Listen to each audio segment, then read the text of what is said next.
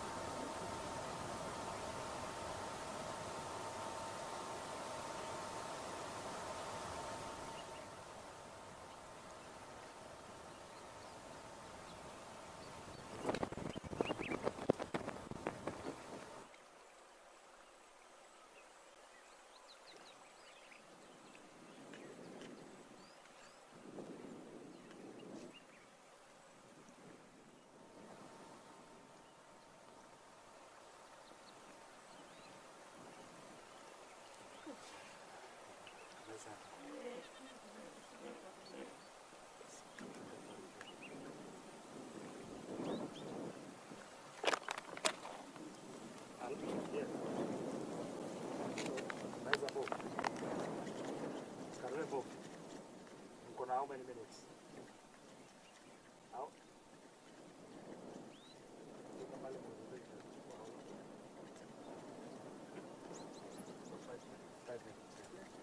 So 20. Alan, wacha tuende kwa river. Yeah. Yeah.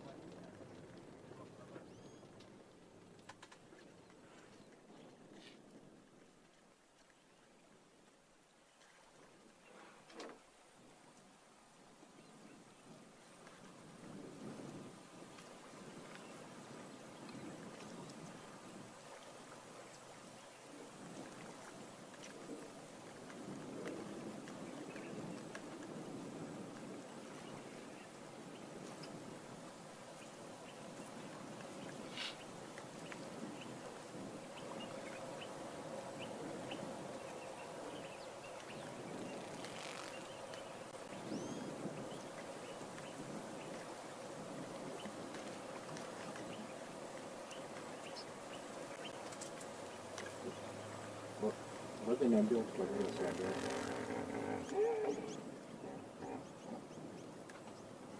Nani wanatumia kipato yetu so kujaribu kuleta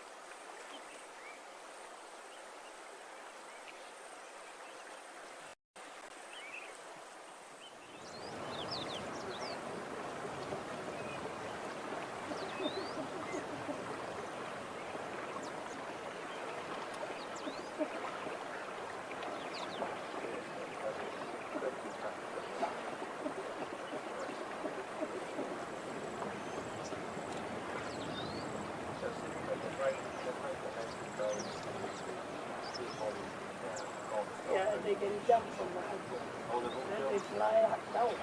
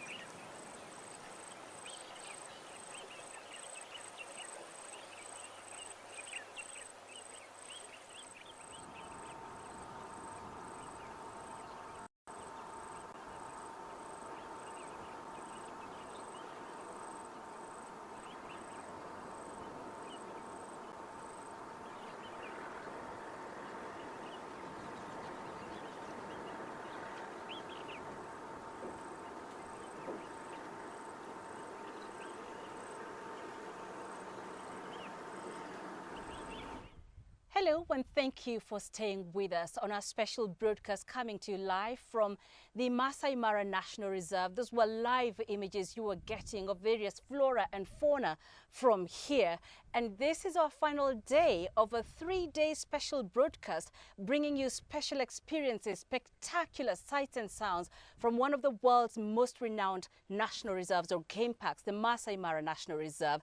It's been an honor having you with us. We're welcoming you to the final lap of this journey. My name is Penina Karibe. And I am Jerry O'Willy, and again we welcome you to the banks of the Mara River. We are ready to expand this conversation even further. We have already had very insightful engagements in the first 2 days of coverage that we had here at the Masai Mara National Reserve in Narok County. But before I go any further, allow me to just appreciate the Narok County government for collaborating with us to ensure that this live stream comes to you from whatever part of the world you are living in, and also the Kenya Tourism Board and the Kenya Wildlife Service. And today we want to expand our conversation beyond the wildlife, the Great Migration, and of course wildlife conservation. We want to look at the partnerships and collaborations between Kenya and other partners from the international scene, with particular focus on partnerships between Kenya and China. We're going to have a very broad conversation, and of course, as our previous days, we also have lined up for you today very insightful guests, very knowledgeable guests that will be helping us just dissect this topic further, to give you a further understanding of what it takes for Kenya to actually manage to run this park, to conserve wildlife, and to ensure that these kind of natural resources continue thriving for generations to come. So Penina, it has been a very great time covering the Masai Mara. I have enjoyed every bit of it, and every single day we see something new.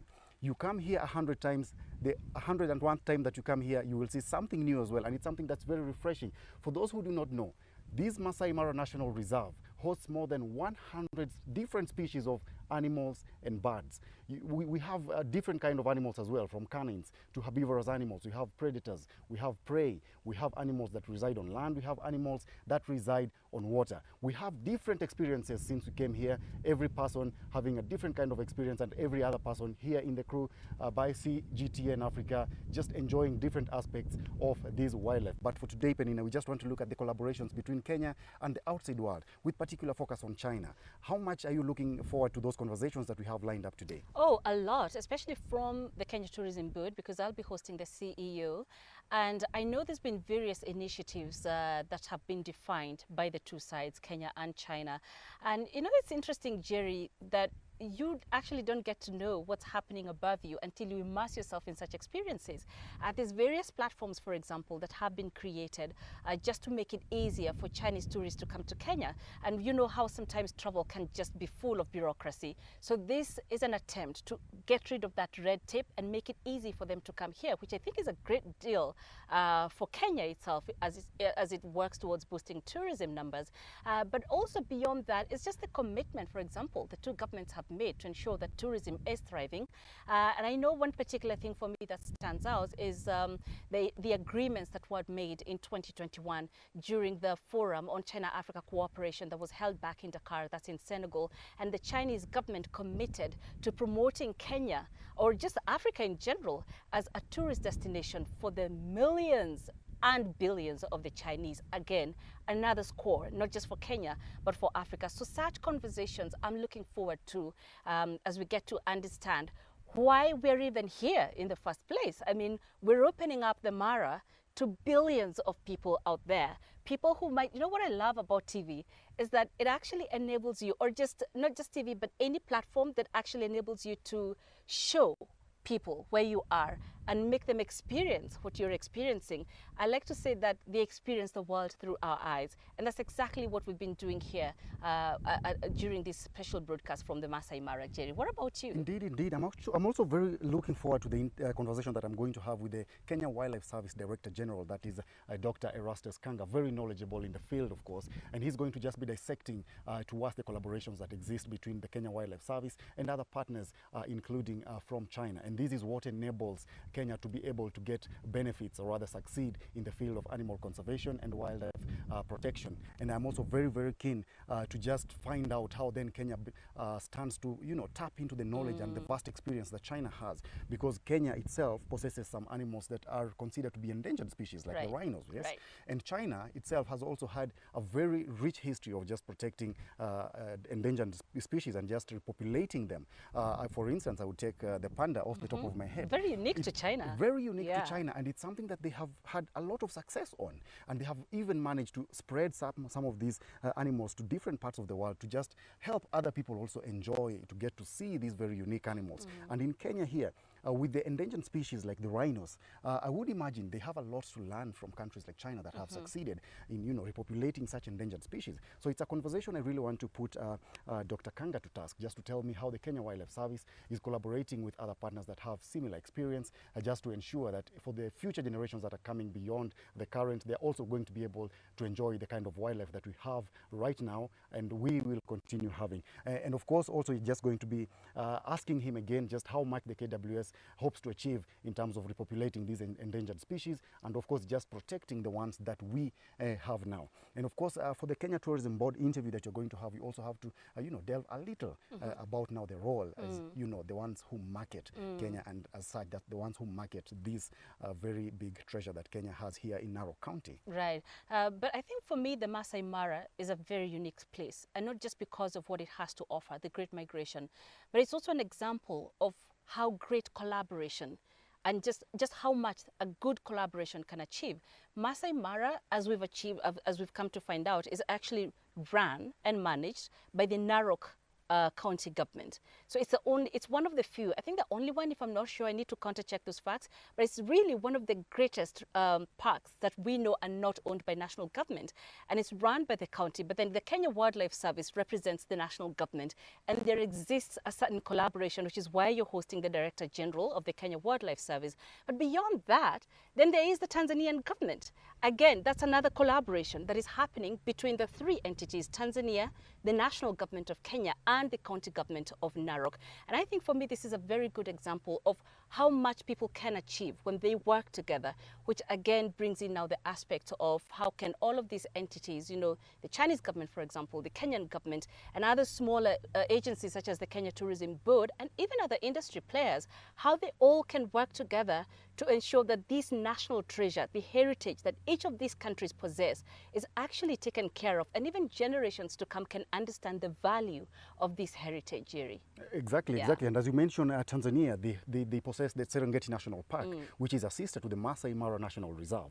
And we are here, remember, at the same time that the Great Migration 2024 is happening. This is the time where wildebeest, zebras, and other impalas migrate all the way from the Serengeti National Park in Tanzania to Kenya's Masai Mara National Reserve, and they spend just about 3 months here from July all the way to October before migrating back to Tanzania Serengeti National Park. And of course, they're just using their primal instincts and following the climatic conditions that are changing at the different particular times in a circular motion, just following the rainfall patterns. And of course, one thing that I have also learned in my stay here, Penina, is that whenever this migration continues, because it's a full year cycle, both authorities from Tanzania and Kenya do have an understanding of this animal behavior, and they do know what to do when. For instance, you will find that when Kenya is expecting the animals to start arriving in, probably between June and July, they actually have a lot to do in terms of preparing for the animals to be here, and also just to ensure their safety, to ensure that the animals continue migrating in the natural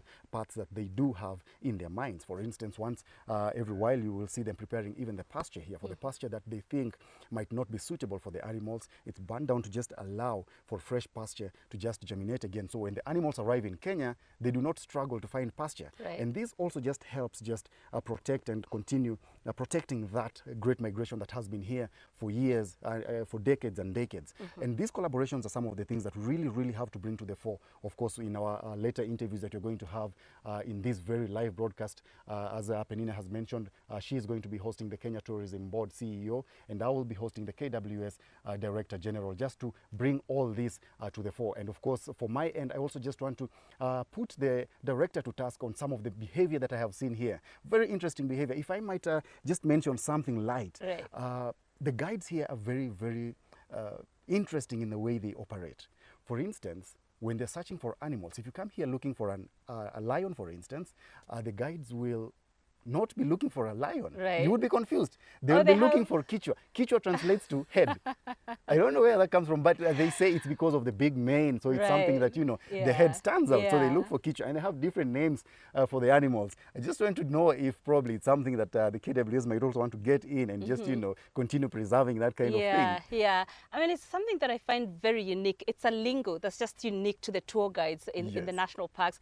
And I really admire that because they can then communicate without the visitors knowing what it is they're doing, which I Yes. think is really clever of them. It is. Because then they get to identify the animals and the guests are like, oh, wow, how do they know where the Yes, animals yes. are?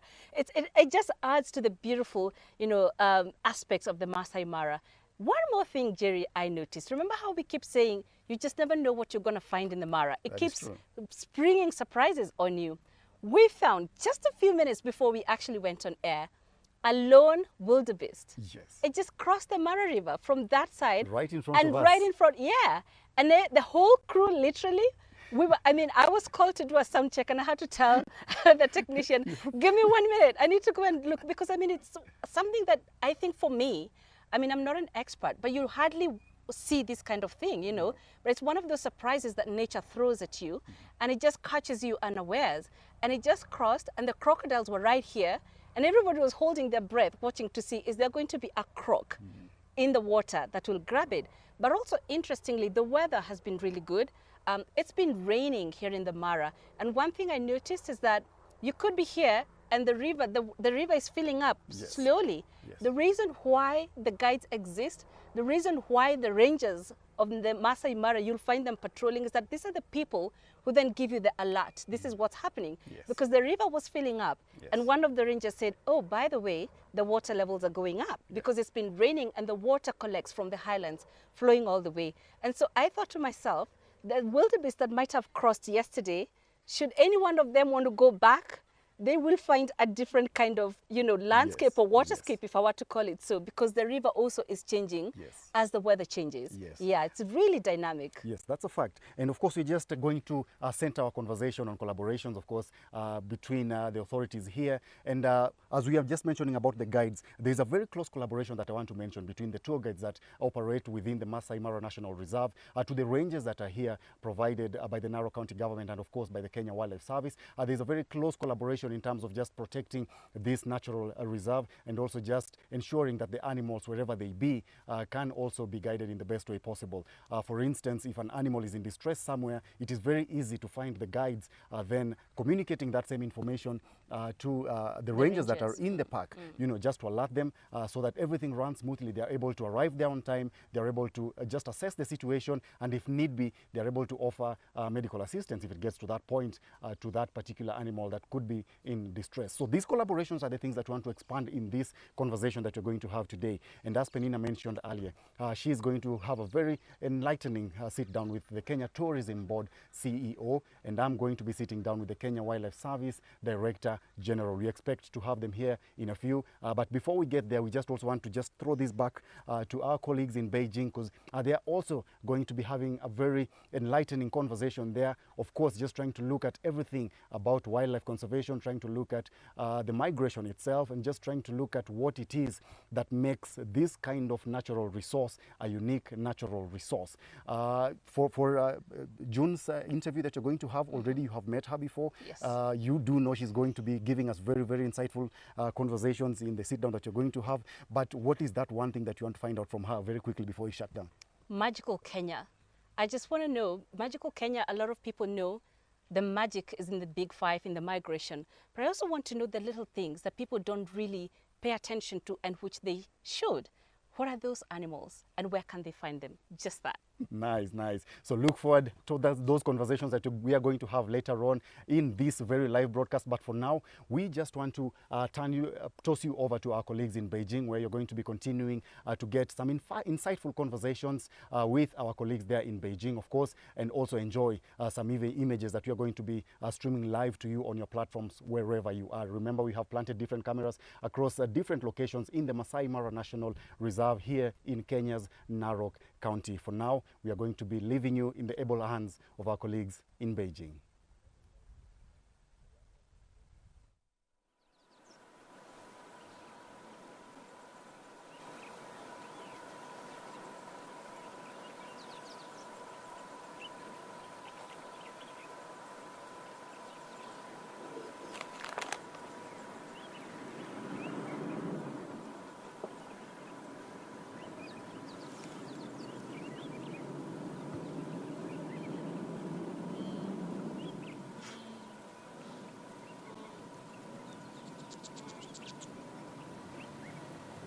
Hi everybody, welcome back to our live stream. This is the Beijing studio coming to you live. I'm Myrna. Welcome back again. Each year from July to September, Kenya's Masai Mara hosts one of the most significant wildlife events, which is the Great Wildebeest Migration.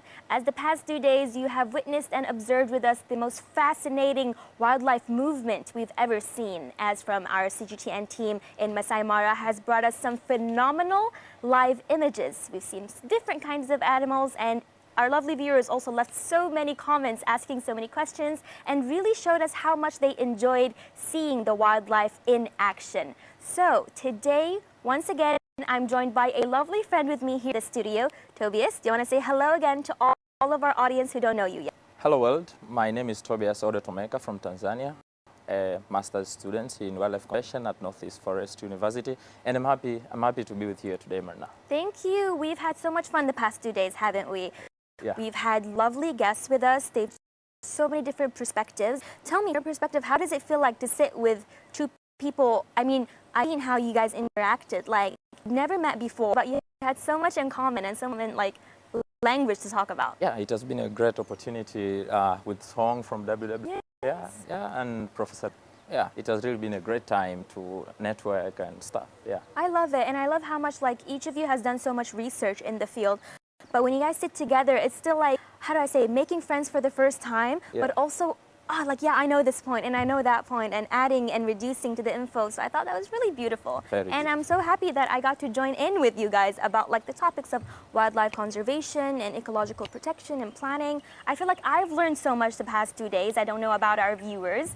Please leave a comment and a tweet under the hashtag of Great Migration 2024 if you have any more questions. For example, for me, I'm asking what was my favorite animal to look at in the migration. I must say, those hippos looked like they were chilling. They looked like they were sleeping very, very soundly in daytime. And that's because you told me that they're awake at night, right? Yeah. So that was a new info for me. I got to learn a lot, and the elephants were absolutely one of my favorite things to look at. As you can see on the screen right now, Tobias, what are we looking at? Oh, that's the wildebeest. The wildebeest. So in the Serengeti Mara ecosystem, you see we have a lot of animals. So this diversity we observe not just in the Serengeti Mara ecosystem, but on Earth today. Did you know that this is just, like more than 95% of ever lived animals on Earth have gone extinct? Really? That means the diversity we see today is less than 5% of the animals that ever existed on Earth.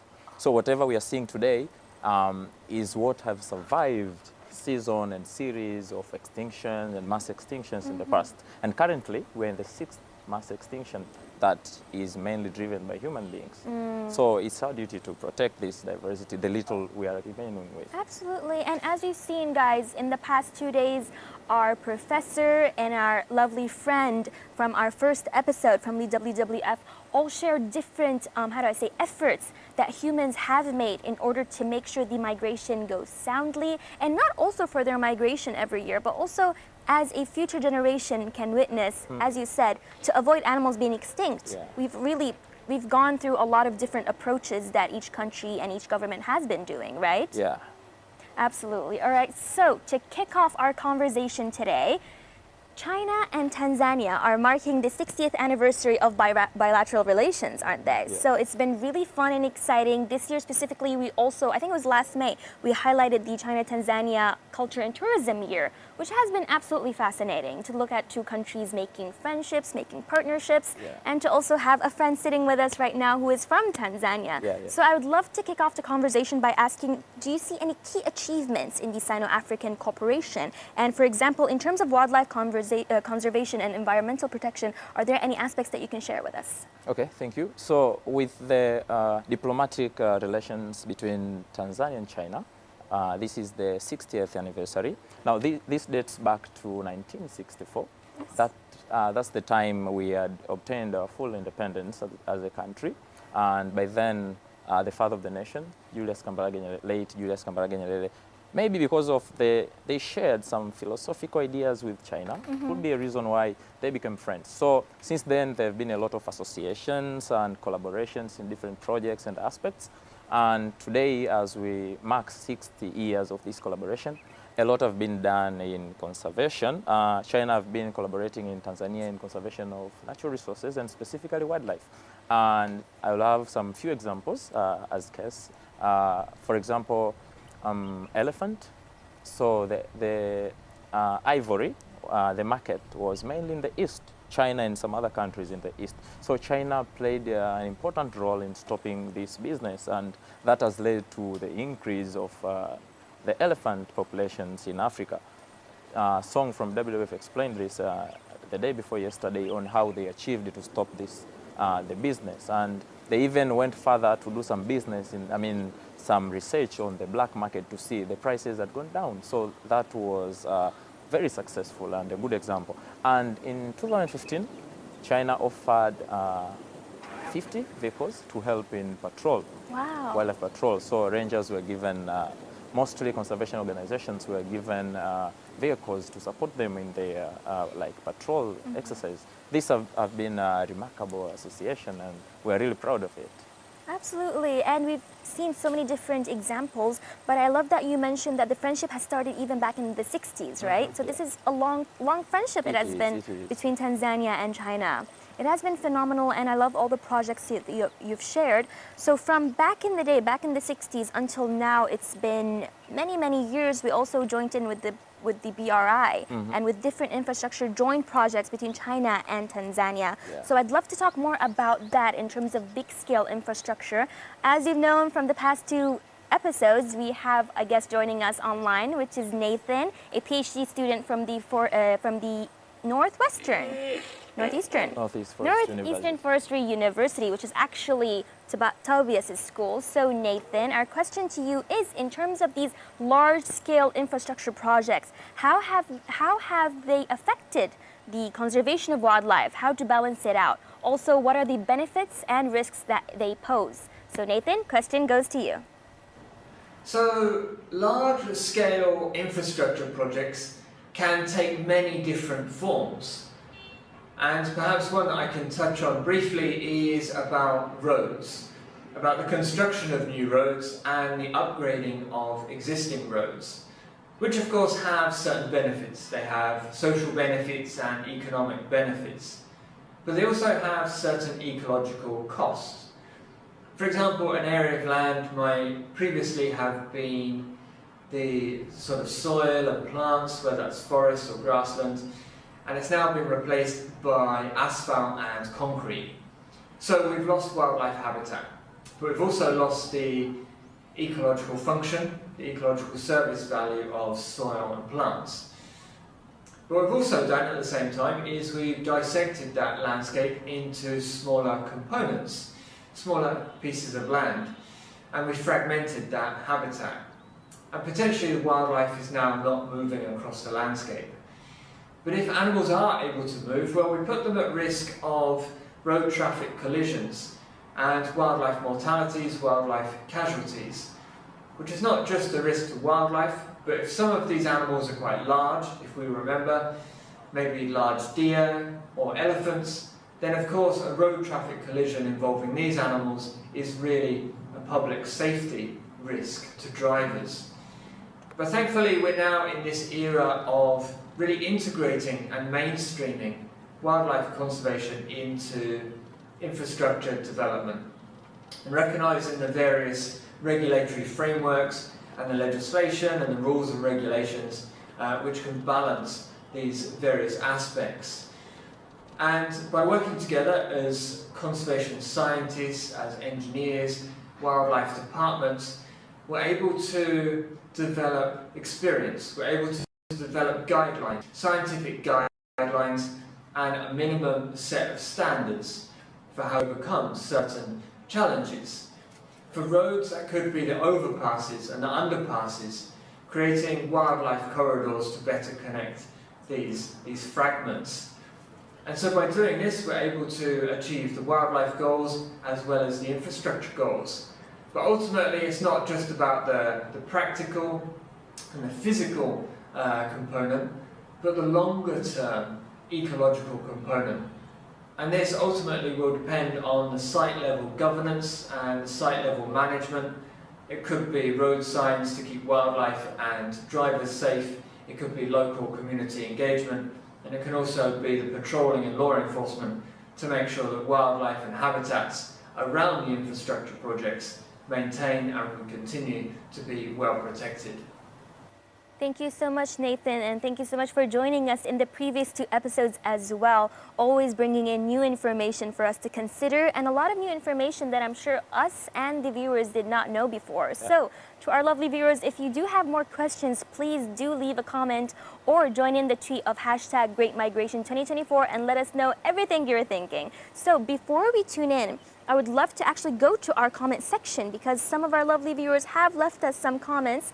We have a friend on Facebook called Timothy Squire saying, climate change, it really affects several billion years now on how the migration has been going. Has the migration been happening for so long? So long. So long, hasn't it? And then we have Maggie T from Facebook saying, I will visit there very soon. What an amazing place to be. That's great. Isn't it? It is. Same as us, we really wish to visit it soon as well. But since we've listened to such good content and information given by Nathan, I'd love to address the question back to Tobias right now, which is, in terms of Belt and Road Initiative and infrastructure, specifically in Tanzania, how have they, let's say, impacted or helped in environmental conservation? Okay, so with development of infrastructures, especially those that aid in creating connectivity between places, this started so long because in 1970s, China financed, provided an interest-free loan to Tanzania to construct a railway that runs from Dar es Salaam to Kapirimposhi, Zambia. These have been very useful since then, and it is still on work. Yeah, so the constructions have really started for so long, and to this point we know China have been collaborating with Tanzania in a lot of projects. Some are related to energy production and some other infrastructures that has really been useful and helpful, not just in conservation but also improving the livelihood of Tanzanians. So as Nathan said earlier, it is important as we're making these constructions. I will try to link with what Professor Liu said yesterday. We need to be sure of the impacts of these projects. Yes. So it's good to go for them, but it is a call for conservationists, but also the government authorities to conduct environmental impact assessments and measure in.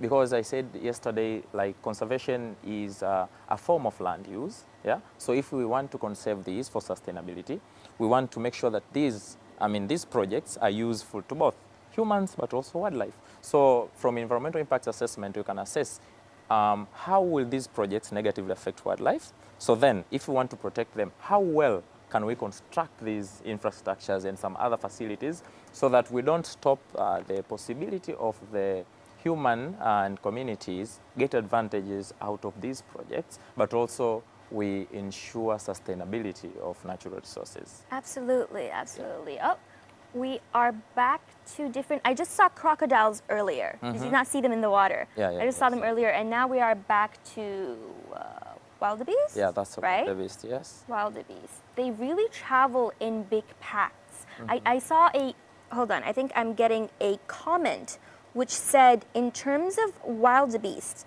oh, we're getting a question. So in terms of wildebeest, how can we make sure, so they travel in big packs, don't they? But like, what if one of them is like left behind? What would happen to that? Okay, so we talked of the 1.4 million wildebeest that are migrating, but we actually have another population of wildebeest that do not migrate in the same ecosystem. So when this group goes to Masai Mara, we have another population that's up to 5,000 that remains in Serengeti. I see. And that is useful because the predators are assured of like access to prey throughout the year. Although there are other animals that don't migrate, but also there is another like a population, a small part of wildebeest that don't migrate. So it is common that it's not all wildebeest will live with the migration.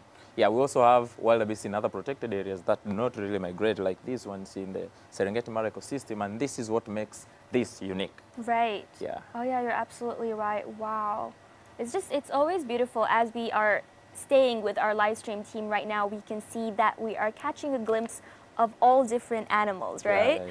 I would love it to see, like, I feel like a lot of animals I didn't expect. Like, we hear about the Great Migration, we have the zebras, we have the wildebeest, but then again, in terms of hippos and crocodiles, we also saw them, right? All right, so I'd love to take the chat back to what you said earlier and back to what our professor said earlier, which is trying to balance the infrastructure with the local, how do I say, natural heritage of a country. So I'd love to address this question to you, which is, how can we balance infrastructure and conserve the environment in the same time, specifically in terms of the natural heritage? Okay. So you see, for example, I'll take a case, Tanzania as a case study. I think also Kenya. You've seen the roads, the tourist roads, and these roads are also used for patrols. Yeah. So in protected areas, we don't build tarmac roads. You see, like, you see this road here? Yes. So this one has less impact in, like, it doesn't, we need to make sure that these roads do not block these migratory routes. So suppose this, if these infrastructures, okay, suppose the road were to be built like tarmac roads, yeah? When you build tarmac roads, it's obvious that cars are going to move in a very high speed. Nathan talked of road kills. Right. Yeah, and we have areas in Tanzania that are outside protected areas, but sometimes animals use these areas, and it is very common that we find road kills, animals like hit by cars. So in protected areas in Tanzania, we don't use tarmac roads, and this ensures safety animals. Then the other also ecological considerations. You know, in our protected areas, we also have accommodation facilities. So accommodation facilities are built in such a way they mimic the ecosystem, so that they don't bring some like visual pollution to distract animals. So they'll be roofed with green, depending on where they are placed. Some have been built using stones that mimic the ecosystem. Oh, wow. Yeah, so all this is some sort of having some environmental or ecological consideration, while also maximizing the possibility of earning. So we have considered first we've done economical considerations, that it's necessary that these visitors stay in the protected areas, because some tourists will stay 7-8 days in the protected area, so they need a place to stay. Right. And you know, a place like Serengeti is very huge.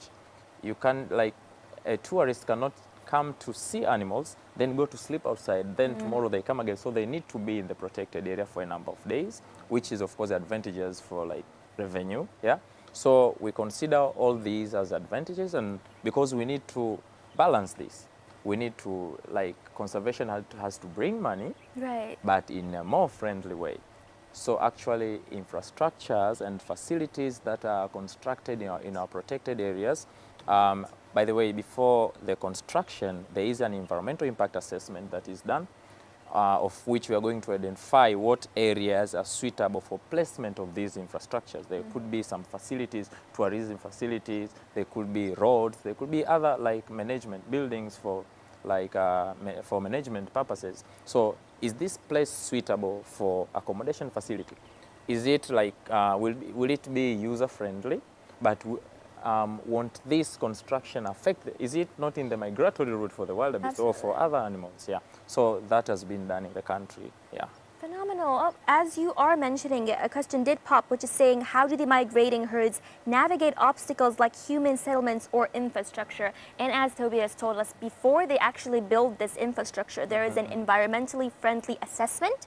Environmental impact assessment. Environmental impact assessment. Yeah. Oh, I see that. Environmental impact assessment to make sure that this infrastructure or anything building being built does not, how do I say, intersect with the road that with the migratory route. But also, you see, in Tanzania, contrary to some other places, where, like, in conservatives, where, like, people own it, and sometimes there are communities inside the protected area. Now, in Tanzania, for example, in national parks, people do not live within the national. So this area is typically protected, and the only interaction that is available in the protected area are tourists, rangers, and the like, the management. And so communities are outside. Although, because I said yesterday that protected areas are not really sufficient to accommodate this, yeah, there are variations. Right. Maybe we identified a potential area to be part of the migratory route, but sometimes they might extend a bit to go to a community land. So things happen. So with like when communities build in areas that would be necessary for the animals, probably they'll change their routes. Perhaps this migratory route is not constant. It changes depending on the distribution of resources, rain. So there have been variations every year. Yeah. I see, I see. Oh, I think our lovely viewers are loving all the answers given by Tobias right now. So we do have one more question that says, how do young animals cope with long journeys? We've seen earlier with the buffaloes, I saw a baby buffalo going with them, right? So how do young animals cope with these like long journeys? Okay, so we talked earlier of the advantage that animals have by being together, like avoiding predation, and the others like availability of mates, yeah? You don't need to go searching so much because the mate is around. There are other survival strategies that are specific to each animal. I'll take the wildebeest as an example. So wildebeest, their life is constantly in movement for the Serengeti Mara ecosystem. They are constantly moving. So their calves are what is biologically called precocial. Precocial? Yeah. So we have precocial and altricial animals. Altricial is like, you know, you see dogs, like or cats, when they're born, they need a very long time, of which they will be inactive. Yeah. But we have some other animals that are precocial. So a wildebeest calf will be born, and within 24 hours, it can walk, and probably it can keep up with the migration with the mother. Within like few hours, it can run with the mother. So that has been an important adaptation that the calves, of course, for example, of the wildebeest, have like evolved to cope with the to go with the flock. Really? Because the parents are always moving, so you need to keep up. So that's how nature has, you see, evolution has trained. Whatever animal you see today, it has adaptations that made them survive. So as lazy as you could see either of them, it means they survived. It means they are strong. So whatever is happening in nature is a balance between possible threats and the survival strategy that each species have. So that is just a good example. We have examples like lions. Yeah. Lions do not migrate because their cubs will need like some days to be active. So you can't move with the migration. You need to stay like in a territory. You have all the resources you need. I see. Then you can't move because you need to take care of the cubs, yeah? So that has been an important adaptation. We have adaptations that vary across different species. I love that. That's just one example with wildebeest. That was a really good example. Wow, I did not even know that like baby wildebeest the calves can directly in 24 hours. Yeah, within 24 hours, they'll be walking and running and few hours actually. So like a lot of, let's say the baby wildebeest, the calves that we are seeing running with the parents, they might have been born during the migration? Obvious, that was in February, January, February, based on the timeline. So you see, the calves could be around 7, 8 months, you see. Oh, that's what we saw, because we've seen a whole group of them going, and then we've seen tiny ones with like their little legs running along with them. And you see, they are not like they are 1 month old. 1 month old? They are not 1 month old. They're not, they're I said, the day before yesterday, I gave the timeline, and I said the peak for calving is in February. February. So at this point in time, it's August. 6 months, a calf will be 6 months, 7 months. That's so cool. Yeah, but you mentioned such a good point, which is the animals that we're seeing right now, no matter if you see them laying down or even like the hippos, they were like sleeping. These are all survival methods that made them not extinct over the years and stay with us. Some of them are theories. For example, you see the zebra. You see it have stripes. Oh, look at 2 zebras beautifully shown on our screen right now. Striped, black and white. Yeah. There could be some explanations of why did they evolve to have stripes? Because you see, wildebeest do not have stripes. True. There are theories like this is very important in anti-predatory strategies. So when there is a group, this is just a theory, when there is a group of a lot of zebras and here is a cat hunting, let's say whatever predator is coming to hunt, then if it's from some distance, it will like see like a big blanket with stripes, because when there are lines, you see, it kind of confuses the predator. Yeah. So evolution evolved to have some armrests, of which the predator has strategies that enable them to hunt, to access them. But the prey also evolve for anti-predatory strategies that avoid, like, makes them less vulnerable from being. But also, like the prey, as you said, as the predators have developed different methods of how to hunt, the preys have also developed methods of how to stay safe. Yeah, anti-predatory strategies. Oh, Yeah. the animal world is really, really fascinating when you really go in depth with them, right? It is. You've told me you also teach wildlife conservation back in Tanzania, right? Yeah, I work as a tutorial assistant at the College of African Wildlife Management. Yeah. And do you think what's the number of students like? Like, are there a lot of kids who are anticipating to do more research in this field? A lot of them, not just as researchers, but as workers in protected areas. Like, a lot of rangers in Tanzania studied at our college. Ah, really? Yeah. That's phenomenal. Back in 2 months ago, when I went to check out the Milu deer in Yencheng, the ranger at the conservation camp, he has to go every morning with a specific protocol to count how many are present, how many are like in, how do I say, are any of them hurt? Some inventory stuff. Yeah. So he has like his binoculars, and then he's checking, and then within like one eye, he can spot how many are here, how many male, how many female, how many babies, and stuff like that, which I think is fascinating as an everyday protocol. He's like, I'm already used to it. Like, I just spot, and then I can already see like what's happening. Yeah, it's easy to tell. Like, so you see, with strategies, I said every species is adopted to strategies that makes them survive. Right. That very specific to a species. But within the species, we have some variations. For example, we saw an impala. I think it was a female. It's easy to tell because male impalas have horns and females don't have. So you can tell from observing, like, this is a male and this is a female. But it's quite similar to some kinds of deers as well, right? Yeah.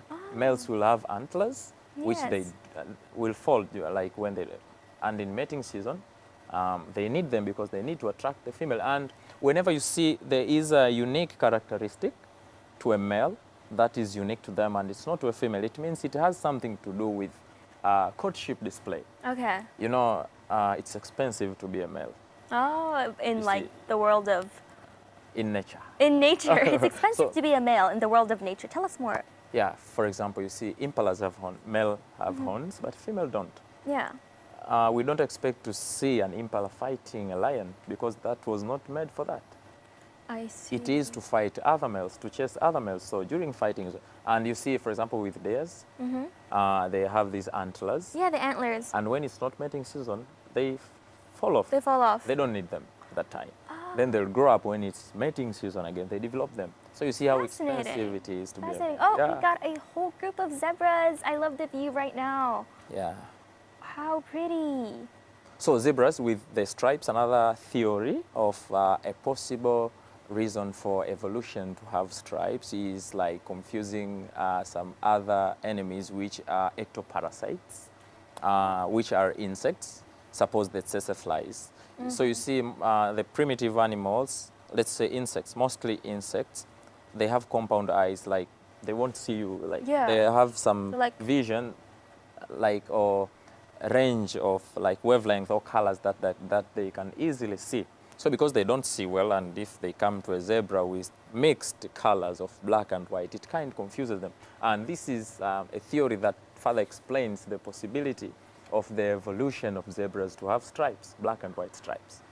Lovely. Oh my God, after you mentioned this one, I really want to like go back and search about like the evolution of zebras and like maybe back in the day, who knows what like the design on their bodies would have looked like. So if you go further, you might reach to a species that is related to us, Homo sapiens, because we all share ancestors, you see? Oh my God. Probably. It depends on how far you go.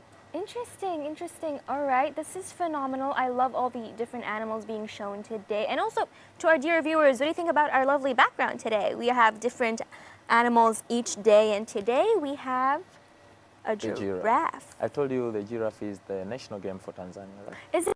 Yeah, you told me the national. Yeah. Phenomenal, phenomenal. Is there like a specific, how do I say, love that the people have as well for you see, giraffes? Giraffes are majestic, yeah? Majestic, and they are. It reminds the nation, like, hey, be confident. But you see, the giraffe is very tall. Yes. So it can see, like, so if you come close to the giraffe, it will identify or notice you before you get close. So that just reminds us of being visionary, like seeing what is coming, yeah. I love it. Yeah, we can definitely learn from like different animals and how much value they have for a nation. And as you said, the giraffe is majestic. He's tall. He walks with pride, and he can definitely like sense if there's someone coming. Yeah, someone coming, some danger approaching. Definitely. As we've seen earlier in our live stream, we saw lions as well, right? And you were so excited when the lions popped up. Yeah, it's always happy to see a lion. So, do you know that lions are the only social cats? Oh, really? So, okay, in China you have the leopard, it's solitary. You have the leopard and tiger, they're all solitary. Solitary, yeah. We have some other subspecies of leopard in Tanzania that is also solitary. And many other cats are solitary, but the lion is the only cat that have evolved to a social life, and that is very like successful. Let's talk of life in a pride. You know a pride, right? Yes. So lions live in this group called a pride that have a certain number of males and females. Of course, females are always more than males. Yeah. And in that group, the time of stay of a male lion in a pride is very short. That means males have a very limited time to stay in a pride, because as it gets old, another coalition of male lions will come and take over the pride, the females. Yeah. So life of a lion is, a male lion, but in particular, is more about fighting from day one. So lions, just like wildebeest, have some sort of synchronized oestrus, of which females will give birth, will become receptive at more or less the same time. So they come to give birth at more or less the same time. This is useful because it helps them, like when they give birth, they can do like a communal nursing. I see. In a pride, it is females that go to hunt. It's not males. Males it's about protecting the territory. So females will prepare the dish. So when one mother goes hunting, the cubs can feed from either of the females. I see. In the pride. This is because they're actually related, because when they grow up, the cubs grow up, the female will remain in the group, and males will live with the other brothers. They will form a coalition, which will go in search of another pride somewhere. So you see, in a pride, all the females will be more or less related. Sometimes there could be some intruders, but in common, the females in a pride are closely related sisters. So this the coalition will leave the pride, then go somewhere else to take over another pride of probably old or weak males. I see. Yeah. Fascinating. So males need to fight to protect these the prides and the territory, and they do that because, so if a coalition takes over a pride, they'll kill the cubs. The reason is, so I said males have a very short lifetime in a pride. So you can't wait until the mother becomes receptive again. So if you kill the cubs, you are creating a possibility of the female getting receptive again. So in that way, a male lion is assured of having a contribution to the coming generation, which is the primary purpose of being alive for animals. Like, you need to be fit, you need to survive. Survival of the fittest. Survival of the fittest, ladies and gentlemen. I love how in terms of we say like the world of animals, but specifically each species has their own method. Yeah, strategy. It's really fascinating once you really dive deep dive into it. Yeah, it is. It's absolutely. All right, so we're back to a lot of our comments from our friends online. As I'm looking at the live session right now of all the animals. Oh, here we have a friend online saying, the world is a beauty to who respects its purpose. Yeah, it is. That's quite beautiful, isn't it? Yeah. And then we have another question. Oh, we have another question from a friend on YouTube called Gabriel Maingo saying, very great session. Thank you, Gabriel. Hopefully you can join in on our session with more questions in the future, and me and Tobias will hopefully be able to answer them. And then someone else is asking, how long will this migration take? I assume they've been with us online for the past 3 days, so they're wondering how long will it take? Okay, with time? Yes. It's a circular migration that will take 1 year. 1 year. So if everything is constant, they'll be at that same point, not necessarily on the same date, but in the same season, they'll be in the same place. When I was explaining the timeline, I tried to group them into months.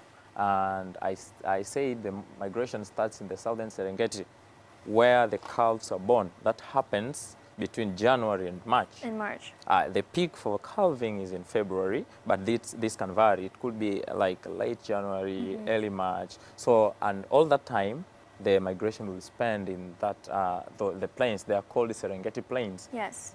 Part of it is in Ngorongoro Conservation Area, a very popular wildlife area in Tanzania, and Serengeti, which they are all connected, they are intact.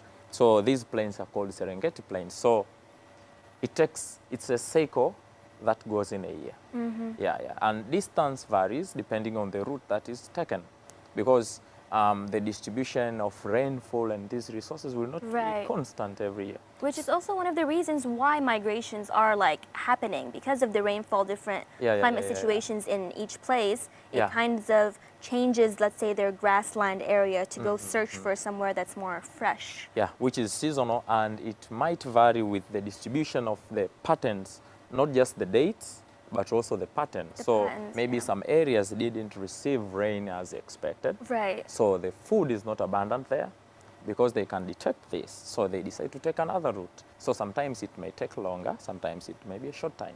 Yeah. Right. Speaking of rain, I must share this. I mean, I don't know how different cultures perceive rain, but like in the Arab cultures, we love it when it rains. Yeah, like when it rains, we go like, it's a time for you to do prayers, and you feel like blessings are coming, and we're washing away like all the bad memories. So I personally love it when it rains. Yeah, for example, in my tribe, when it rains, sometimes they don't say it's raining, they say God is falling. Like it's God falling. So it's some sort of a prayer or a blessing, because of course they are agriculturists, they grow. And that's how helpful it is for the migration of animals as well. Is. So I love it. I've always loved rain. Okay, so basically you have shared so much brilliant information with us, and thank you for answering so many of the questions that our lovely viewers have been asking. But I would like to ask, from the past 2 days, we had Professor Liu yesterday, and we had Mr. Liu from the WWF on the first day, and they've shared a lot of the collaboration projects between China and Africa continent as a whole, and how much collabs they've been doing that not only benefit one place, but like it's mutual for the whole world. So what future opportunities do you think there are for the collaboration between China and the African continent in terms of wildlife and ecological preservation? Okay, so historically, if you're keen enough, you'll realize that the collaboration between Tanzania and China has been so much into building infrastructures that help in improving our livelihood and connectivity, business, exchanges, And with conservation, I said earlier, the case of elephant tusks, the vehicles that were given to support patrols. Right. But getting out of that, personally, I would like, you see, China has done a lot of work in restoration of the destroyed habitats. I see. There has been a lot of destruction that has been passed down in China, and China is working so much first to recover the population of animals, which includes tigers. And for the record, I don't have numbers, but the number of tigers has increased so much. Probably more than what the current ecosystem can carry. And now the movement is to increase the number of prey to be able to cater for the need of these predators. And I know there are projects that are done to rehabilitation projects to bring back the lost forests that have of course been so successful. So in Tanzania, where the habitats are not that much distracted, the population of wildlife is not that decreased like it is here. I think with that experience with rehabilitation and the capacity to bringing back the population of threatened species like the Siberian tiger. Siberian tiger, beautiful. Yeah. So we have some species that are into more threats in Tanzania today. Like you see, the lion is vulnerable. The cheetah is also vulnerable. They are actually threatened with more threats associated with habitat destruction and some other effects like climate change, which is a global thing, of course. But I think we could do some expertise exchange to learn especially on building capacity of environmentalists and conservationists in Tanzania, especially on rehabilitation. I think that will bring back the connectivity between ecosystems. Professor yesterday talked of loss of connectivity between habitats that happen in patches, yeah, which denies animals a chance to utilize different parts of the ecosystem that exist. So I think with that capacity of China in rehabilitation, that will be so useful in protecting wildlife in Tanzania, and in that way, improve the livelihood of communities in Tanzania, in Africa and Tanzania specifically, because you see a high proportion of citizens in Tanzania rely on natural resources. Right. And besides that, the advantage that they get from natural-based enterprises. Yeah. I love that. And as we've said yesterday, from having you join us from Tanzania to cover this specific topic, we also had two lovely guests. It's a really nice exchange to see how, like, everything that you've shared, you sensed a sense of, like, mutual connection with it. Yeah, yeah. So, like, from all the projects that both of them have mentioned, you still remember them till this day. And you feel like they do show a lot of promising areas that we could improve of in the future as a whole in the world, right? We learn from China, but also China could learn some approaches, strategies to manage wildlife resources. Despite everything else, we have been successful in protecting our wildlife. So this could be of mutual benefit to both of us. Yes. Yeah. And also from the examples of what has been achieved so far, it is setting an example for, like, other nations in the world who might also be struggling with the same, let's say, ecological or wildlife issues. You can always use them as an example. Yeah, examples, and it's always good to, like, share the capacities we have. In the end, we are going to have this, a group, a world conservationist group that together we protect the biodiversity we have on Earth today. World Conservation Group, right? That sounds phenomenal. It really, really does sound phenomenal. So I'd like to come back to, you are studying currently in China, right? And as we've had Nathan online with us also studying, doing his PhD right now in China, how do you feel like in the future, when you do go back to Tanzania, from, like, the lessons that you've learned with your supervisor right now, with your colleagues, from, let's say, the two friends that we had online, do you feel like the future is quite promising for your field of research? I think the future is bright, and if we keep more energy is needed, we take initiatives that will try to conserve and reduce threats to biodiversity. And with this opportunity of either of us studying in a different place, gaining some new ideas, seeing some new issues. You know, you could, like, see threats that have happened in China, and from that you can foresee what could happen in Tanzania in future. And so we can create mechanisms in that way to avoid the possibility of further losing and some species going extinct, or losing some important and marvelous wildlife spectacles in Africa. Because it is beautiful in the end of the day. And as you said, a lot of tourists do go to the great African continent to experience the wildlife and the great migration. So since we are celebrating the year of China, Tanzania Tourism and Culture Year right now, I'm sure there's a lot of friends from China and all over the world who'd love to visit Tanzania and who would also love to visit the continent in general to witness the migration. So first, let's talk about witnessing the migration. What tips and advice would you give tourists and visitors who are really anticipating to go? Okay, so actually the number of visitors that have been getting in the country has increased significantly. Actually, tourism is a very important industry in the country because tourism contributes to more than 25% of the foreign exchange earning of the country, but also it contributes more than 17% of the GDP. Oh, I see. That makes it fast growing, but also a very important industry or sector for development of our country.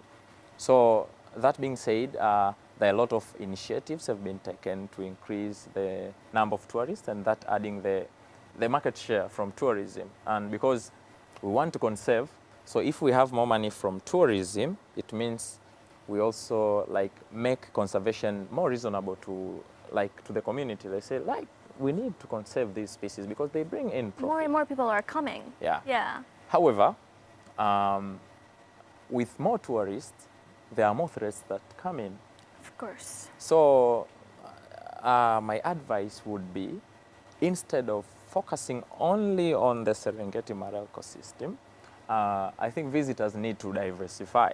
Diversify. Yeah, diversify their destinations, because you see, Tanzania is just not home to wildlife, the wildebeest migration being part with the Kenya. We also have the roof of Africa, the Mount Kilimanjaro. People would come to hike, yeah, and with wildlife, probably people would come and see. We have, for example, we have like the Northern Circuit, a zone that have a lot of protected areas. We have Mkomazi National Park, Kilimanjaro National Park with the roof of Africa. We have Arusha National Park. We have, Tarangire National Park, Lake Manyara National Park, Ngorongo Conservation Area, and Serengeti National Park. All these and some other game reserves around mark the Northern Circuit. And I think the same May, our president, Her Excellency Samia Suluhu Hassan, was featured in this documentary with this movie star from China, Jindong. Yes. They made this documentary which was named Amazing Tanzania. And in that documentary, the president of Tanzania, Samia Suluhu Hassan, and the Zanzibar president, Hussein Ali Mwinyi, they are featured as the tour guide, the guides. Wow. And Jindong is the client. And that movie aimed to showcase the various destinations that are in Tanzania, including the popular Zanzibar beaches. Yeah? Zanzibar beaches. Yeah, so we have beach tourism as an alternative. So when people come to Tanzania, they are so welcome. It's a great opportunity for us, but it's also a chance for them to experience nature and having like breathtaking moments and landscapes that will change their days. You know, it's good to be in new places. It's good to also be in nature. Yeah. Like feel more relaxed, but also, as you said, we can check out the documentary, but we can also, you must go to check out something. You cannot just hear about it online. That just showcases different destinations that you can be. This is just the Northern Circuit. We have some other Southern Circuit of Tanzania that is, it's referred to as untouched land. It has the same diversity and probably more unique than this. So there is a lot a person could do. We have, I said earlier, we have more than 120 tribes. Someone would get into cultural tourism. We have a lot of tribes, although the Maasai are the most popular because of the way they've preserved their culture. We have some other tribes, like we have a tribe called Hadza. They are hunters, and they still live that life. Really? And they are given a chance to hunt some certain species in area where they inhabit. So there is a lot of opportunities available for tourists coming to Tanzania to enjoy and make their moments memorable. Absolutely. Wow. After you mentioned so many places, even I can't wait for my visit next time. You're so welcome. I'll be your guide. You'll be my guide. They'll be excellent. I love it. I'm always open to looking at or going to new places because I feel like it's like the best method to learn. Yeah. I feel like you can read about stuff in books, but actually going there to witness it, you it's learn, going to be life-changing. You also be more connected when you are there physically. Yes. Absolutely. But you've spoken about the documentary, which is like a joint, initiative for people to get to know more about your homeland and also from, to boost the friendship between China and the people from Tanzania. But I've also known there's one aspect of friendship between China and Tanzania that has been growing very strong since the 60s, which is the medical teams that have been going to Tanzania since 1968. So I think those medical teams have been, it's 1968, it's been almost like 50 to 60 years happening. But right now, are the medical teams still happening? Yeah, and I think for the celebration of 60th anniversary of this diplomatic collaboration, there was this naval ship that came to the port of Tanzania, Dar es Salaam, which together with the military, that from Tanzania, Mozambique, and China, there were also experts that came there and Experts, that's wonderful. I love it in terms of tourism, in terms of connecting with each other through Belt and Road Initiative, but also through the medical teams. That has been something that's been happening since the 60s. I find it fascinating that this kind of friendship is still going on. So as a last question for Tobias today, let's split it into two parts. You have already shared many wonderful aspects of Tanzania that we can visit and enjoy. But for example, if I'm asking you to give me an itinerary of how I would spend, let's say, is a week enough? How long do you need? It depends. It depends. So like, let's say if you give me like an itinerary for a week in Tanzania or in the continent in general, how would that go? What would be like on top of your list for me to visit and for I'm sure our viewers from all over the world who have never been to Tanzania? Can I take the wildebeest migration out of you? Can I take the Should I keep it like not in the itinerary? Oh, the wildebeest migration. I would love to watch it specifically now. Oh my God, new species. This is my these are first time lions. looking at it. These are female lions. Lionesses. So I told you of the differences that exist between males and females. So with lions, you see, males have these mans, female don't. Oh, this is previous. Oh my God, it's phenomenal. It's phenomenal. Yeah, I love it. Okay, so you said you're going to take the migration out of my itinerary. I asked you, like, in the itinerary, do you need migration to be part? Like, do you want it, or can we keep it away? Oh, so you're basically telling me there is even more exciting things to do, even more than witnessing the migration. This is very nice, but I just wanted to, like, in that itinerary, okay, like, is it compulsory? It is not compulsory, as our package? CGTN lovely team is already covering the live view of the migration. All right, sure. Give me an itinerary without the migration. So suppose you want to spend 7 days or 7 a week. So you'll arrive at Kilimanjaro International Airport. Suppose that's Friday evening. Oh wow, he's even making the itinerary based on days. Okay, Friday evening we landed in Tanzania. And before landing, you've already seen the roof of Africa from the flight. Yeah, you've seen it, and you want to be there, right? So from Saturday, maybe you need some little rest, and on Sunday you start hiking to the roof of Africa. And because you're energetic and young, thank you. you'll need 5 days, let's say. I'll need 5 days because I'm energetic and young? Yeah. Wow. It's a long hike, I see. of which you need to pass through some forest, some montane forests, some grasslands, and some deserts. I'm so sorry. Something is happening right now. What is happening? So that's a female lion with a kill of a zebra, right?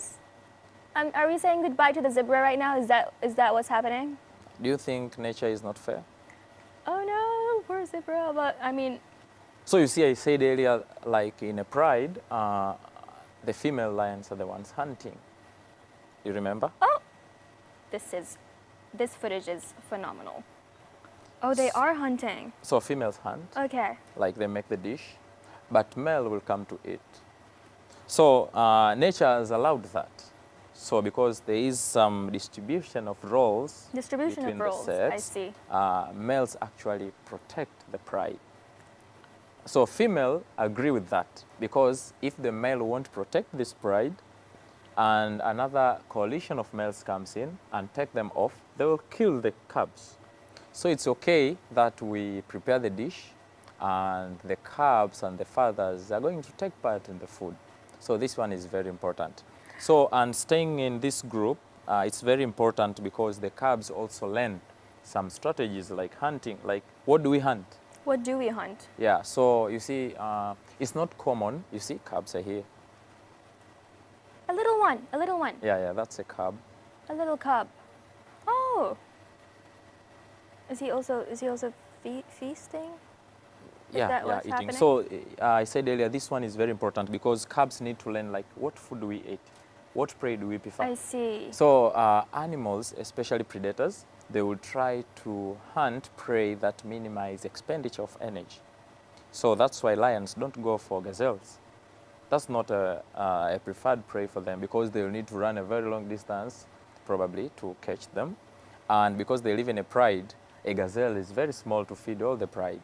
So lions will hunt a wildebeest, a zebra, or buffalo, and some other that-sized animals. Because first, they are easy to catch, but also that will satisfy the pride.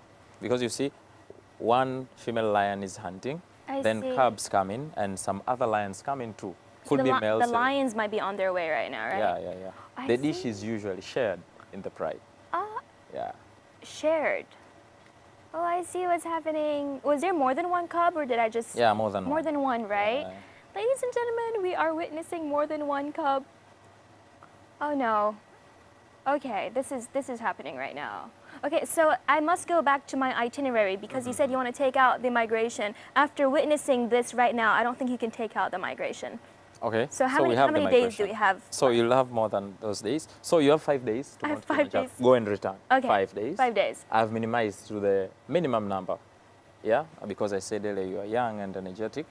So coming back, you'll go to the Serengeti. The Serengeti. Yeah, to observe the Great Migration. So because you can't go to the Serengeti without passing to Ngorongoro Conservation Area, so the 6th day, you'll get to the Ngorongoro, then you'll go to the crater. Yeah, this is actually a caldera, and among few caldera on Earth that has life in them. So the life in the crater is just similar to Serengeti because it's a grassland. So you might have the same species, the lions, the hyenas, the gazelles, elephants, all those species. Then going out of the crater, you'll head to Serengeti, where you're going to have the other night. That will be the 7th day, right? Then on your 8th day, maybe you will need to go through the Serengeti ecosystem. Depending on the position of the migratory route, maybe it will be easy to see them, or maybe it will be hard, depending on where they are. Okay. So, and this is not shopping. You don't know where everything is. So it's like, if you are lucky, you'll spend a few days and see a lot of like animals. Yeah. Then maybe on the 9th or 10th day, you move back, going to Kilimanjaro International Airport. Then you take your plane to Zanzibar. To Zanzibar. Yeah, you've had a hard time to the mountain and you've been in the bush. Now you need to be in the beach. Yeah? Oh, okay. And have some swimming before leaving on your 12th or 13th day back to China. I love it. Ladies and gentlemen, he has just given us a perfection itinerary. Yeah. It would have been shorter without the Great Migration happening, but I mean, as we've witnessed miracles happening, it must be added after Kilimanjaro National Park, maybe you won't need to go to the Serengeti. You'll go to this other ecosystem. It's called Tarangire ecosystem. It is very close to Arusha. Arusha is very close to Kilimanjaro International Airport. So you just need a game drive or 2 days to visit both. Lake Manyara National Park, which is popularly known as the home of tree climbing lions. Oh. Then you'll go to Tarangire National Park, which is popularly known as the paradise of elephants, because it has the highest density of elephants. Really? Yeah, so wow. you see the elephants, and you'll have seen the mountain climbing lions in Lake Manyara National Park. So then you'll go back to Arusha and then Zanzibar. For that, you can spend only 7 days. Then you're back home, back to your studio. Then after this entire full and very energetic itinerary Tobias gave us right now, I'll be back in the studio, as he said. All right, wonderful. I think there are 1 or 2 comments that we have received. Let's see. Okay. Oh, thank you so much, Sunil, on Facebook, saying a good program that enhances our idea and knowledge on the path to harmony between man and nature. I think, well, looking at the migration as a whole, it really is a great example of how, because of the coexistence, harmonious coexistence between man and nature, is how we have the road open for the animals to migrate safely, isn't it? Yeah, so actually this harmonious coexistence is what will keep these animals safe. Because we'll have less pressure from humans, yeah? So with less pressure from humans, there is less threats to biodiversity. So this will keep on, like, it will be sustainable. We are sure that the next generation will see this. So the previous generation protected this. That's why we see it today. So it is upon us to take a role in protecting this important biodiversity and nature. Thank you so much. As Tobias has said, the reason we are having such a beautiful wildlife in our globe right now is because of previous generations helping preserve it, and right now it is on us, the duty of this generation, to keep preserving it, to keep putting in more efforts to protect this wildlife, because we have the duty to keep it going further and further for future generations as well. Tobias, you've been with us for 3 days. We are wrapping up now. How does it feel? It has been great being in Beijing, and it's sad that I need to head back. Yeah, I hope in the future I can get this chance again. Probably it's your turn. You come to Tanzania. It's my turn to come to Tanzania. Yeah. I'll go there, and I'm sure you're going to show me all the different aspects, even more information shared with us online. Yeah. Well, guys, we are wrapping up our Beijing video. It has been a phenomenal 3 days. I feel like I've learned so much from all our different guests and from Tobias. And thank you so much from our guests from the first and second episode, as well as to Nathan for joining us. It has been a spectacular talk. And as Tobias, as Professor Liu, and as Mr. Liu Song said in our first episode, and as Nathan shared, it is a duty for all humans of this generation to keep preserving the ecological situation and the environment, just so the future generations can also enjoy it as we are enjoying it right now. This is the Beijing studio saying goodbye to you, but please stay tuned to all our digital platforms of CGTN, as we will be bringing you much more of the Great Migration 2024 in the future months to come. And if you do have any questions regarding the Great Migration, please do keep leaving a comment on our official platform so we can get back to you as soon as possible. This is Myrna and Tobias saying goodbye to you from our Beijing studio. We are sending our live back Masai. So guys, goodbye. Bye.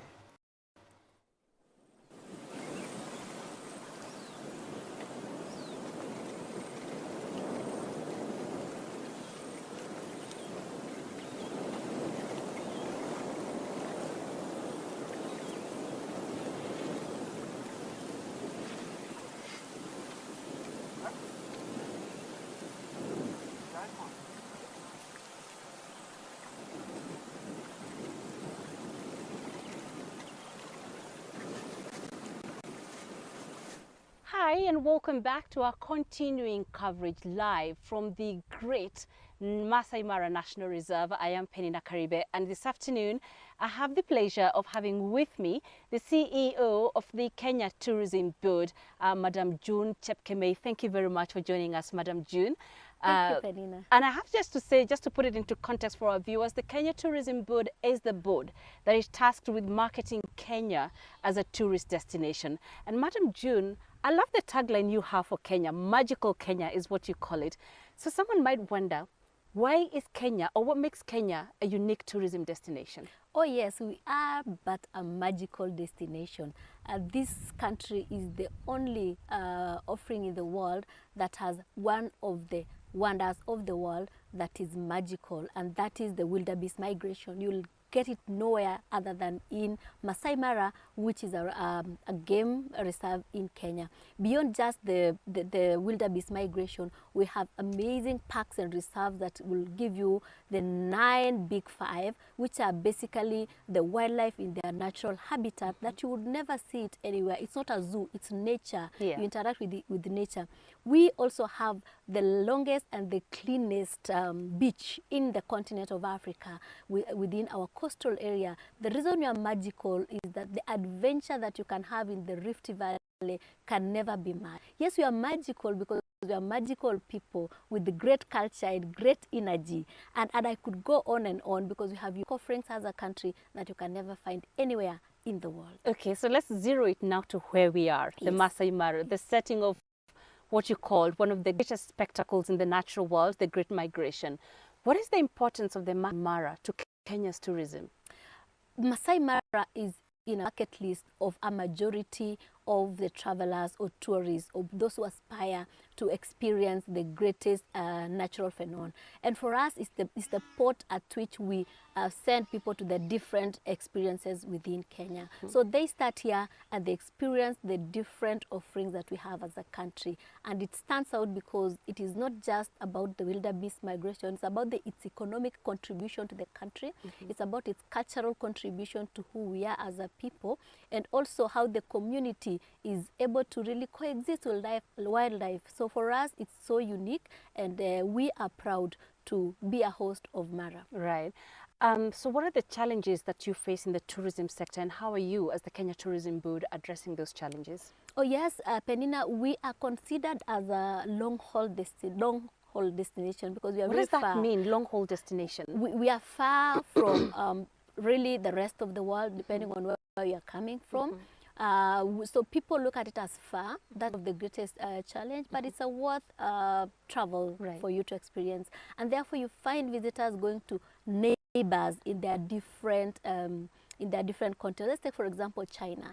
You find the amazing people of China probably preferring to go next door, which is Thailand and the rest. So that is a challenge for us because they see us as a long-haul destination. But how we are overcoming that is that you're telling them that yes, we have something unique that is worth the travel. We also are faced with challenges of different conservation policies that different countries have. For example, in Kenya, we are focused on taking care of wildlife. We are committed. That may not be the case given that wildlife do not have boundaries. Right. Beyond that, we've seen the impact of climate change in the world. Right. We are just next to the amazing River Mara, Right. and we have seen it change over time because of climate change. But as a matter of policy, our president has made it mandatory for us to conserve the ecosystem, and every single week we are planting trees. Every single week? Every single week we are planting trees. And we even have a new initiative, Penina, that we call it One Tourist, One Tree. So whenever a tourist comes to the country, we give them a chance to plant a tree so that we can all fight the effect of climate change. That's incredible. I like that. One tourist, one tree. Please put that in mind. When you come here, you plant a tree. Plant a tree. Perhaps we should extend it further and give them names so that people can feel attached to that tree. You have an opportunity of naming your tree, and we can even link it to GPS and technology. So wherever you are, you can trace the growth of your tree. Really? Yes. Oh, So you have a reason to be here. That's incredible. Yes. And I love that, the magical Kenya thing, because just as you were talking, there was the hippos behind you that were just grunting. So just to make people understand what the noises are, as she said, we're right to the Mara River and there's some hippos, so they once in a while keep making these noises. So Madam June, I'm sure all of the things that you're telling us would make somebody aspire to want to come here, especially for those who haven't been. So what are some of the initiatives for you as KTB are looking at to grow visitors' numbers into Kenya? So we want to tell the story of Kenya more through partnerships, through collaborations, and just working with like-minded stakeholders to really tell the story of magical Kenya in a manner that different people in the world are able to consume and understand and appreciate the destination. Beyond that, we are leveraging the bilateral relationship that our country has, for example, with the amazing people of China, to really see how we can tell our story and help them access destination Kenya. We are happy that there is now a new airline that will be really coming direct from Asia to Kenya. Those are some of the ways of ensuring that we make it possible for people to connect to the destination. Okay, and yesterday we had the privilege of having the Cabinet Secretary for Tourism and Wildlife, and she said that Kenya is also looking to attract more visitors from different source markets. You as the Kenya Tourism Board, I know you're focused on growing the number of Chinese tourists to, I think, about 150,000 annually, if I'm not wrong. What are some of the strategies employing to grow those Chinese numbers? First of all, we must acknowledge that our growth market, the largest growth market that has gone beyond 100% growth, is China. Wow. Yes. We are seeing more Chinese coming to Kenya, not just to visit, but we are seeing them coming to live here. We're seeing them coming to invest here. We are seeing them coming to just engage with people and enjoy our culture. So we have set a specific team dedicated to China. Okay. Yes, and this team is working with our Chinese counterpart, the tours and travel agents in China, the airline, the embassies, to just help us connect with the governments, the specific provinces. For example, we have a great relationship with Hunan province. Oh, yes, just to make sure that we are continuously helping our people to discover what is outside our boundaries. And it vice versa. We send them to China and we bring Chinese to Kenya. You know, when you say that, you remind me of something that the Chinese government likes to do a lot. It talks about people-to-people exchanges and cultural exchanges. And I know one of the platforms for that is a summit that happens called the Forum on China-Africa Cooperation, FOCAC. It's happening this year in China in September. Are you, as KTB, looking at that as a launchpad to promote tourism here in Kenya? Penina, we are. And we are in talk with your media house to see how we can even partner in that forum with regards to content and what it is that we can speak to out there. But remember, it is a country-to-country relationship. It's a platform that then leverages on the bilateral relationships. And I must confirm that subsequent FOCAC meetings have resulted in more Chinese investors building many hotels in this country. One of the newest facility that I would not mention Right. is actually developed by a Chinese investor as a result of that FOCAC. So we are seeing more Chinese coming to do business in Kenya as a result of FOCAC. We are seeing more investment in the hospitality sector by the Chinese people themselves. And most importantly, we are seeing those tourism exchange between the two countries bearing fruits. Going into the future, we want to accelerate that. Okay, let's talk about the role of technology. How are you leveraging that when it comes to boosting Kenya's tourism? Yeah. Technology is helping us, first of all, communicate through our digital platforms, but we also was able to have a platform between the Hunan province and Kenya Tourism Board that can allow us to communicate. We notice that these days the young Chinese are more adventurous. They want to come to the country to film. They want to come to the country to engage, to enjoy the adventure, and they travel in groups. So we are leveraging that platform to then allow them to post. Whoever wants to travel to Kenya, they post in that group and say, I will be traveling to Kenya in this and this day. Who wants to join me? So that's helping us build cohort of smaller, younger Chinese to be able to come to Kenya and meet the people of Kenya, the young people of Kenya, and have cultural exchanges. Okay, so we know that Kenya, of course, exists in a region where tourism is thriving. We have countries such as Tanzania, countries such as South Africa, which offer stiff competition to Kenya. How is KTB leveraging Kenya so that it can be more competitive? Listen, Penina, branding is proven to be a fantastic way of pushing us. For the longest time, if you read the history of Kenya and its relationship with its neighbors, we are the big brothers. Right. We embrace our neighbors. And so we see them more as collaborators other than competitors. And we are agreeing that if there's a unique offering that our neighbors have that we don't have, we will still help them market that. So we're able to tell them that, listen, when you come to Kenya, please also visit Tanzania, also visit Uganda, also visit Rwanda, because we want to position Africa as a destination. And there's nothing that's a tourist from enjoying Mara and crossing over. Beyond that, we noticed that the African Continental Free Trade Area, which is ACFTFA, is giving us an access to 1.3 billion people in the continent. Yes. So we shall continue to work together.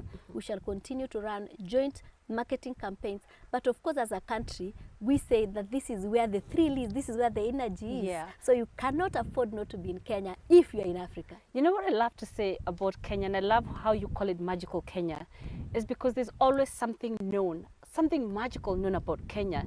You talk about the athletes, they're from Kenya, you know. You talk about the big five, they're from Kenya. But I wonder, Madam June, if there are other things, little known things here in Kenya that you think are of value, that a visitor could fly, for example, all the way from China to come and see. Are there such things that exist? We could call them perhaps undiscovered things in Kenya. We have amazing hidden gems. Starting from just the people, right? We keep saying that as a country, we are a country of over 50 million smiles. It's a hidden gem. Yes. Just the people, just the culture. We have the crying stones of Kakamega. Why are they called the crying stones? Because when you get there, you feel the energy, you feel the great sounds, the amazing sounds. Okay. We have a space in Machakos that has divided the gravity, that when you go there, you see the water going up against the law of gravity.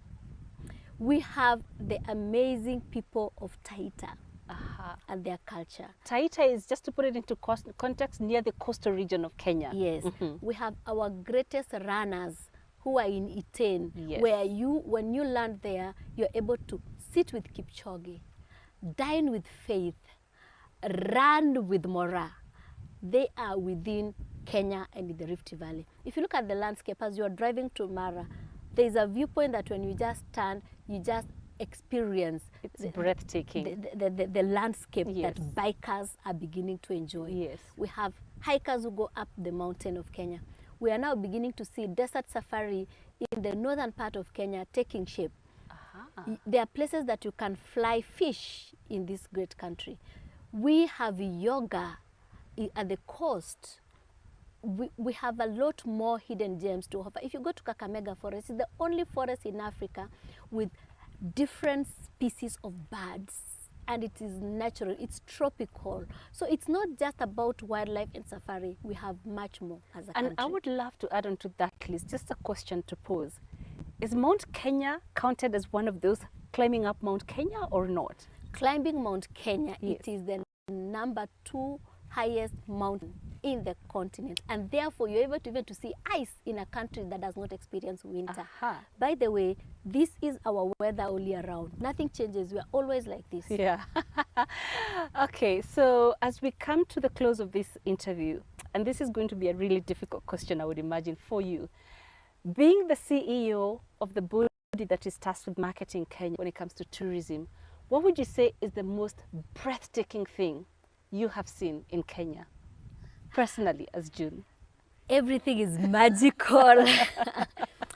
I'll tell you, everything about Kenya is magical. But if I was to pick one, Right. I'll pick the amazing people of Kenya. Oh, what did you call them? The smiles? The 50? The over 50 million smiles. The over 50 million smiles and the beautiful culture. It's interesting. I loved how you talked about the Taita people, you know, for example, and you talked about, you know, the rich cultural heritage they have. There's a lot of people out there only know the Maasai. That's the only tribe that is known. But thank you for mentioning that there are other people that also add value to Kenya's cultural heritage. Correct, yeah. And that people can come to see. Yes. Thank you so much, Madun. You're welcome. We truly hope Yes. that we have more people coming to enjoy the hospitality of Kenya, enjoy the wonderful nature that Kenya has to share with these people, the experiences. Thank you for your time. Great. Asante sana, as we say in Thank you. Kenya. I hope your viewers will find an opportunity to meet a Kenyan. I'm sure they will. you.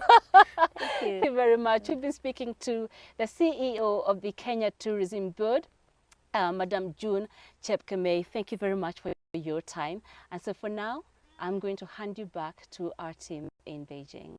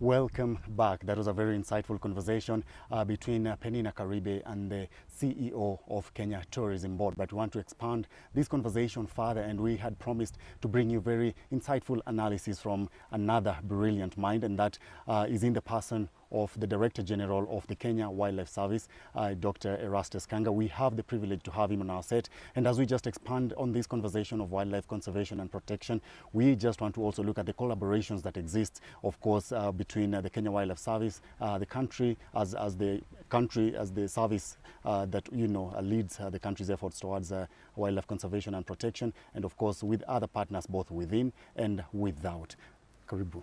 Thank you, Sana, for joining us on set. Thank you, so we have met you before, and it has always been a pleasure to have you on such discussions. But I just want, before we get into the collaboration aspect, you have been involved in wildlife conservation for quite a part of your life. So even as we just begin, just introduce yourself and just tell me how long you have been in the work of, animal and wildlife conservation.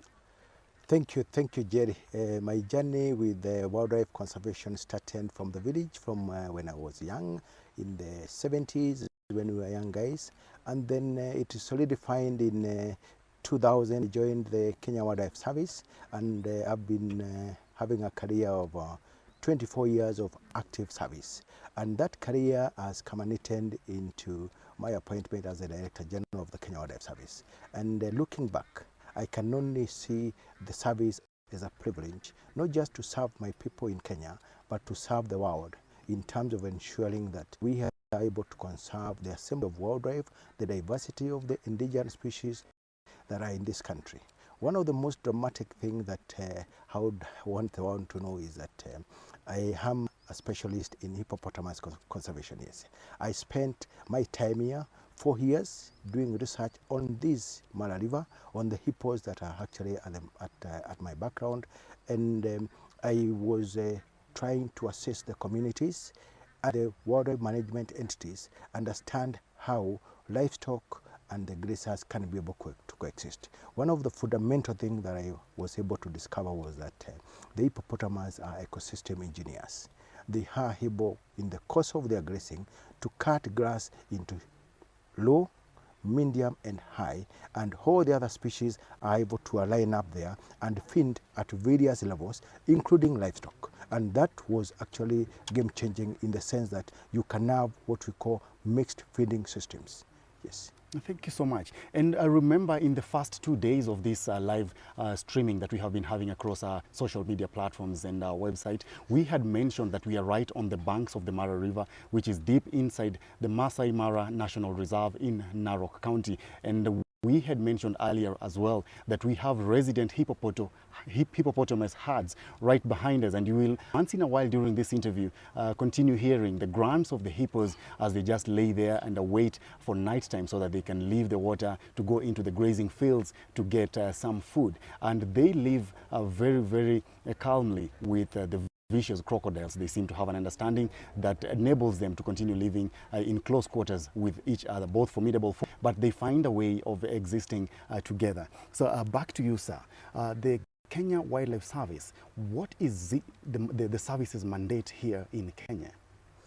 Our mandate, Jerry, is to conserve, protect and manage wildlife across the entire country, and we are privileged with my team of professionals that are very highly dedicated to directly manage 8.2% of this country in terms of national parks, national reserves, the sanctuaries and the marine reserves and marine national parks. Then on top of that, we have been able to engage the communities, and the communities have set aside another 12.8% in terms of community conservancies and private conservancies. So cumulatively, this country has set aside more than 20% of the country's landmass specifically dedicated for wildlife land use. That gives KWS a huge mandate, because we are the drivers of the conservation movement in this country.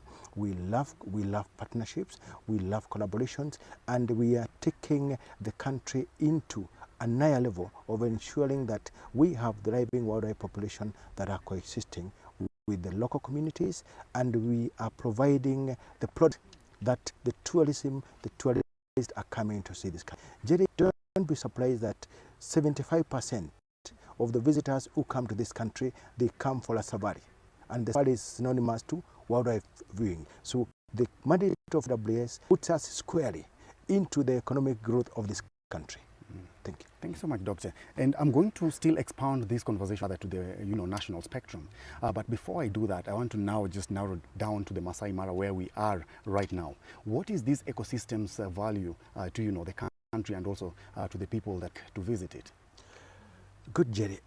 Masai Mara is a unique place in the history and the economic dynamics of this country. One is that the Mara is a driver of the tourism.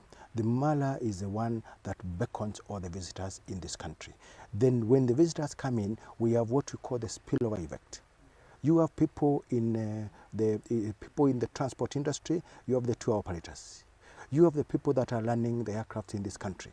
You have the hotel operators. You have the tour guides. You have the communities that are getting income. And that spillover effect gets across the entire country. So Mara is at the nerve center of growing the tourism economy in this country, and we are privileged to have a working governor. We are privileged to have a management here that has tried and has actually come of age and grown the product here to the acceptance of the tourists. So for us, Mara is where you start and then you visit all the other sites in this country. In terms of importance, number one, in terms of our tourism. In terms of attracting good research in wildlife, Mara becomes number one. So it is, I cannot overemphasize, Mara is the place to be.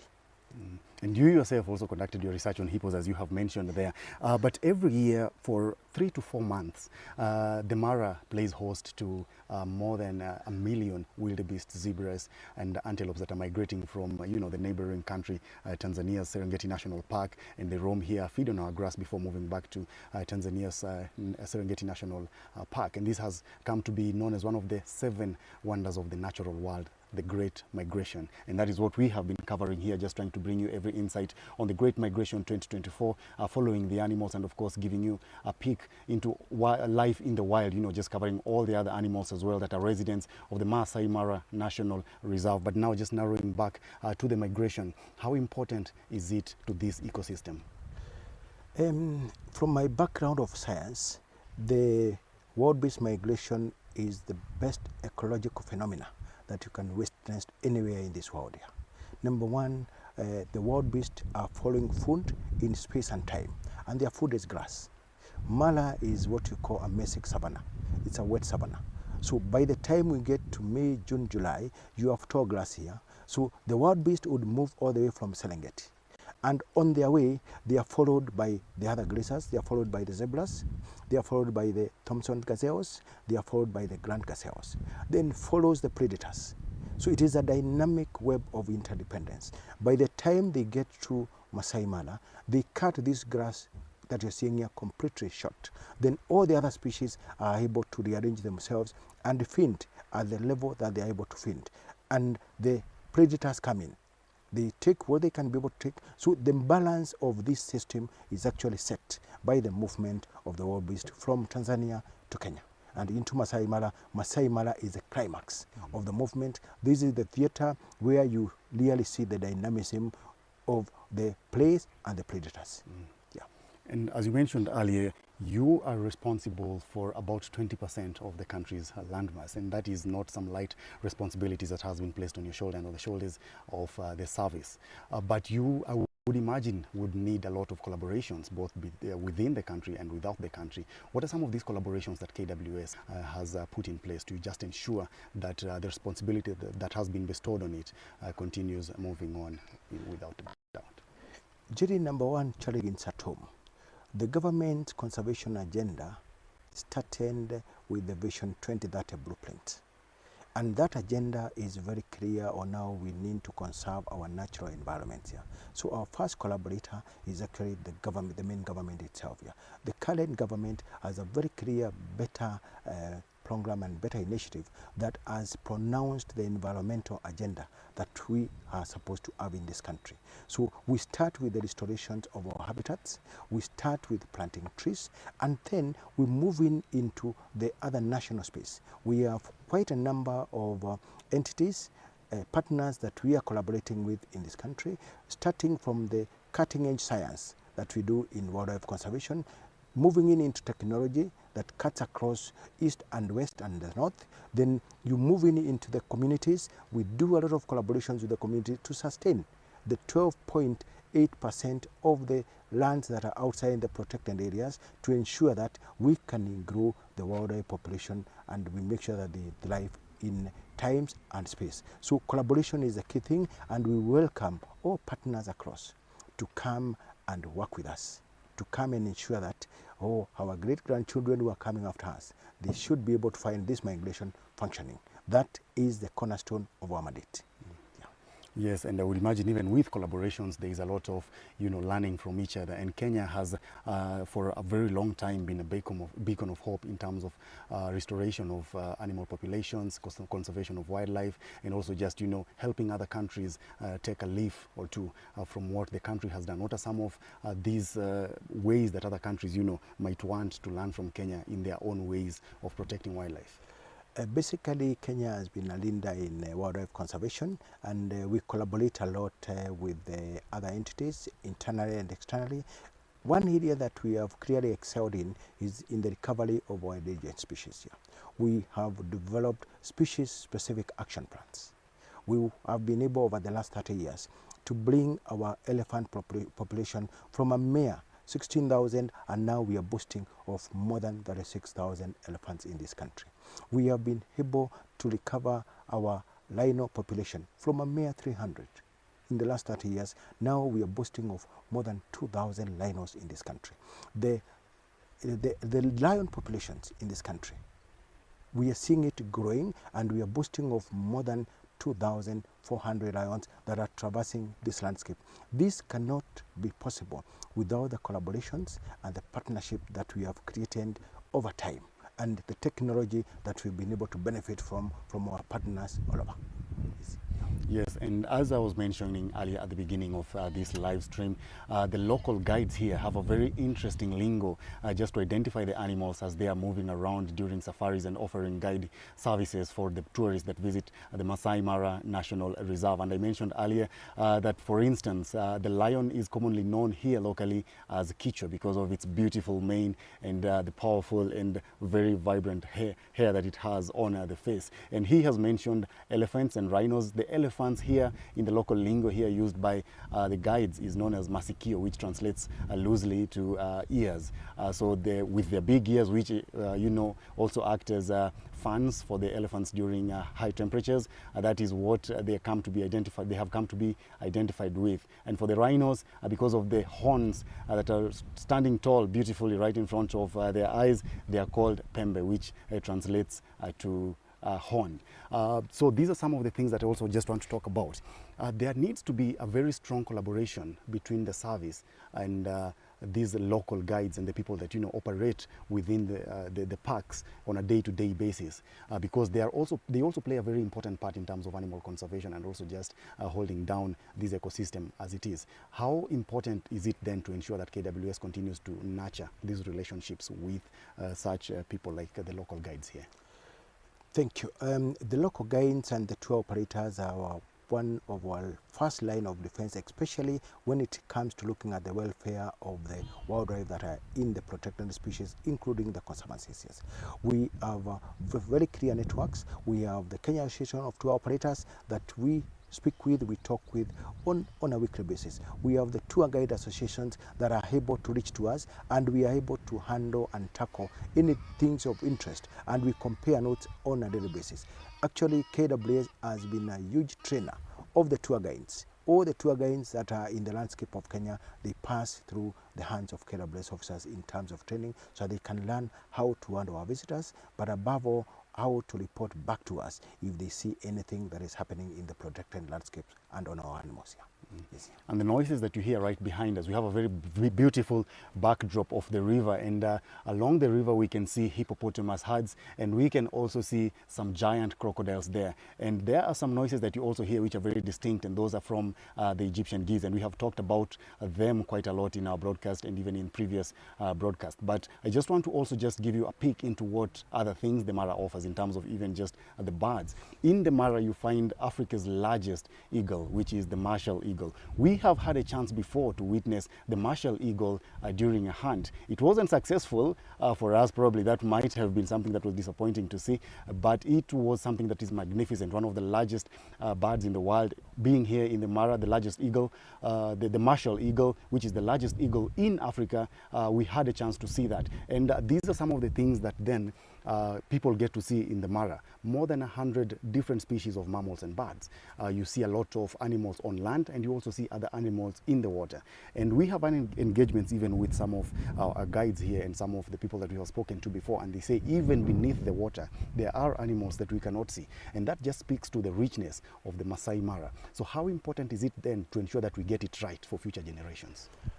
For the future generations, not just for the Mala, we have very clear key priorities, Jerry, that is a service we are setting. Number one is that we are in the forefront of mitigating the impact of climate change. Climate change is our threat number one.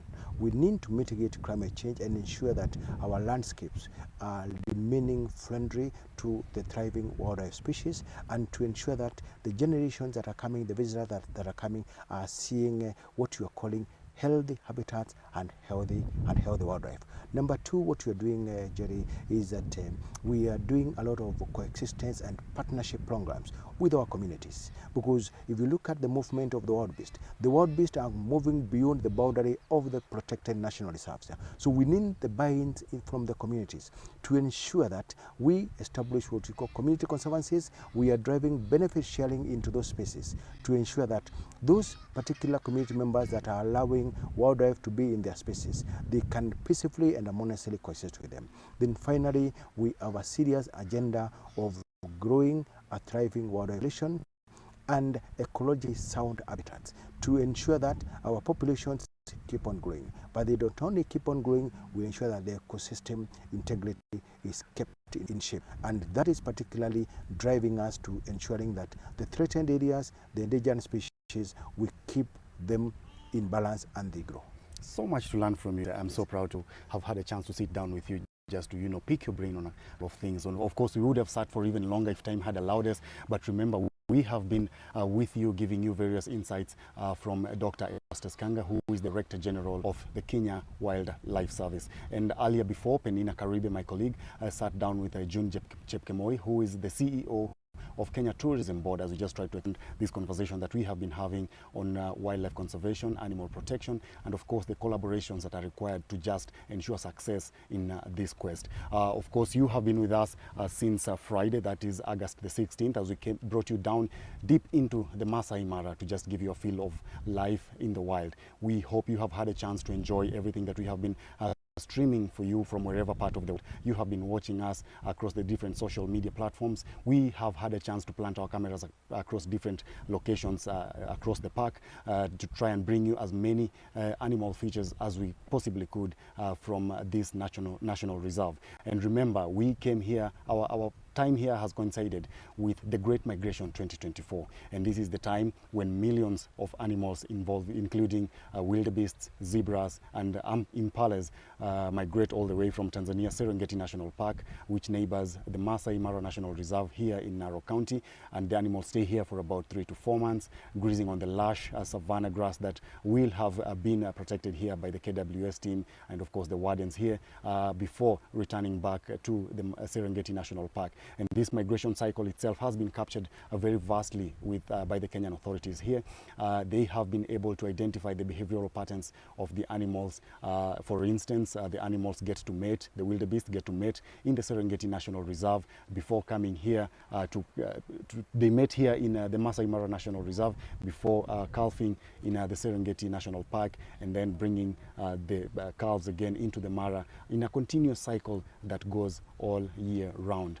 I have been your host, Jerry Owili, and together with the CGTN Africa crew, we have been based here for the past 3 days to bring you this great phenomenon that has been included as one of the 7 natural wonders of the world to capture the Great Migration 2024. We hope you have had a great time with us, and we do hope you are able to have learned something from the discussions that we have had. Remember, we have had just now Dr. Erastus Kanga, who is the DG Kenya Wildlife Service, and we have earlier had June Chepkemoi, who is the CEO of Kenya Tourism Board. We also had a chance to speak to the Narok Governor, Patrick Olentutu, yesterday, as well as the Cabinet Secretary for Tourism and Wildlife, that is Miss Rebecca Miano. Before that, we also had a chance to speak to the Masai Mara National Reserve Chief Warden, just for insights, and we do hope you learned something from this. So we are going to leave you again with our cameras as you continue enjoying the Mara one last time. We hope you can catch more animals. We have the lions here, we have the cheetahs here, we have the elephants, we have the zebras, and an array of other animals spread across this vast park. Our cameras are planted in different locations, and we hope you enjoy the period that our cameras are going to be streaming this live on your platforms. For now, bye-bye. Thank you, sir. Thank you, Jenny. Good day.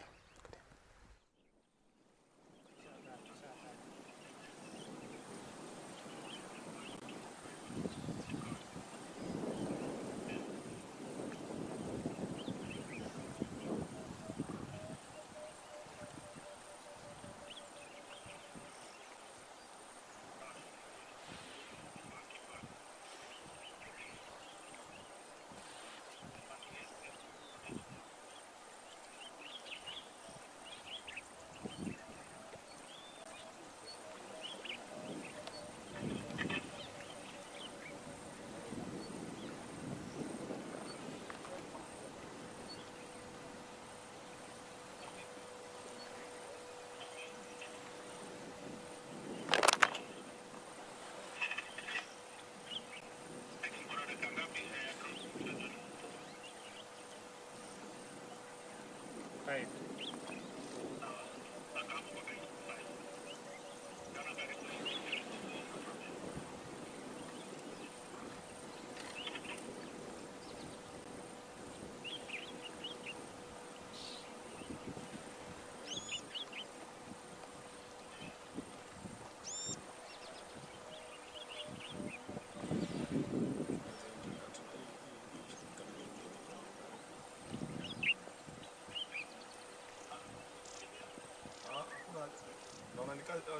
Ako sawa.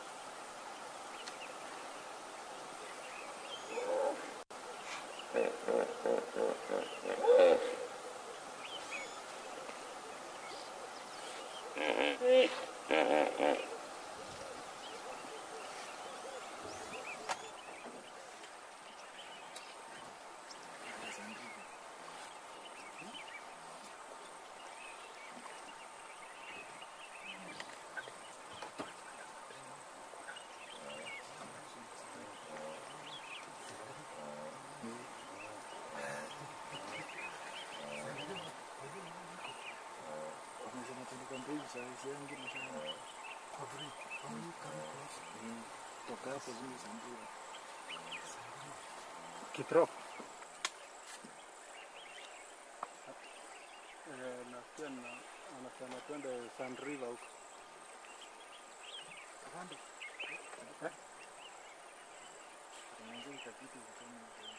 Sand River, sijui labda kuna crossing.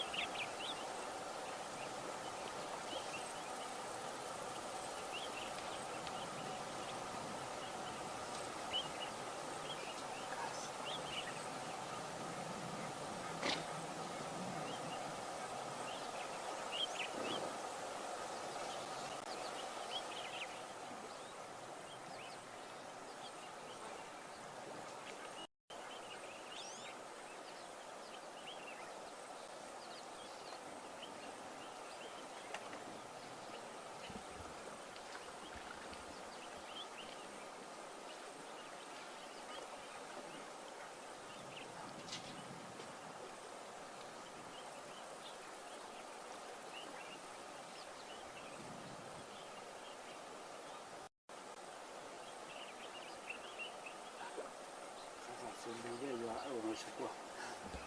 Let's go. Twende.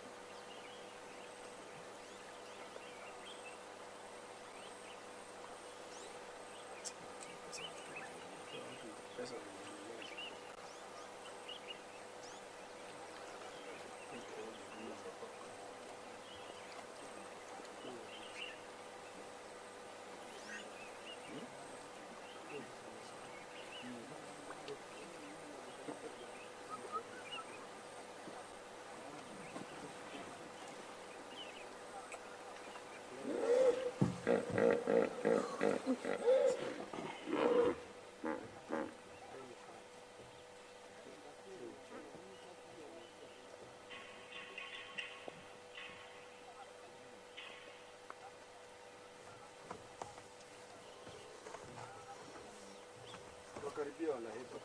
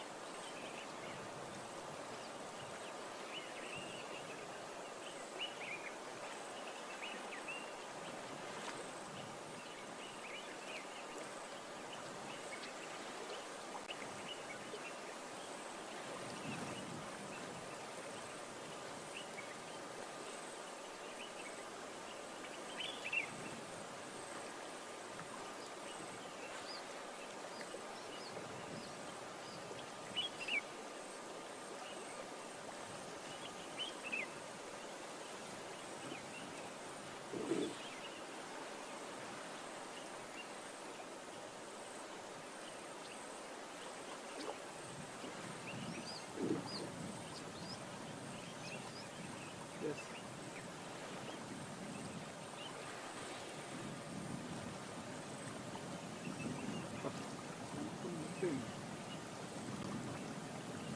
Nyuma yake kuna crocodile inatosha kama boss.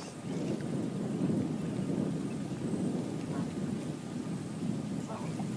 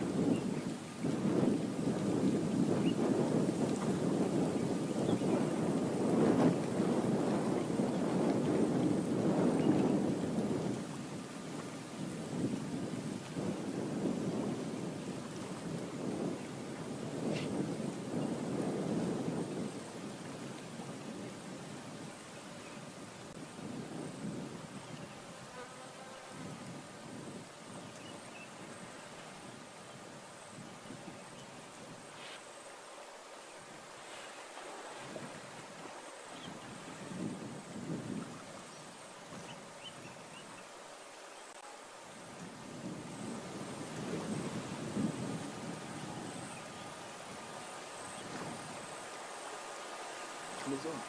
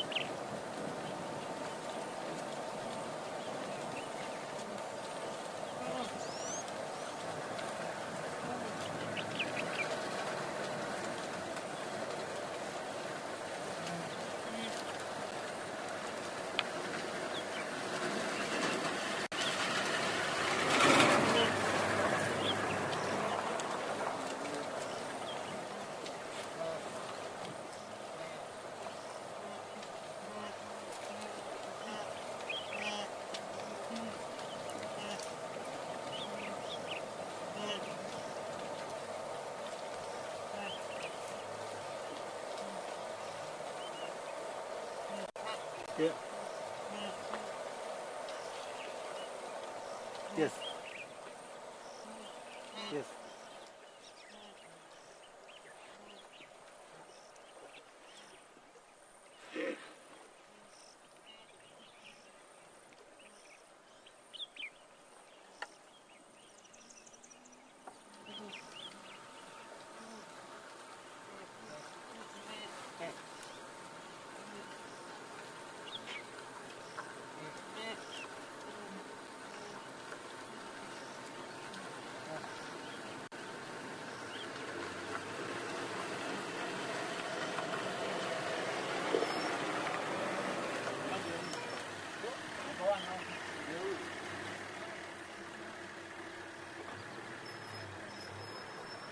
Wanavuka saa hii. Wanavuka hapo saa hii.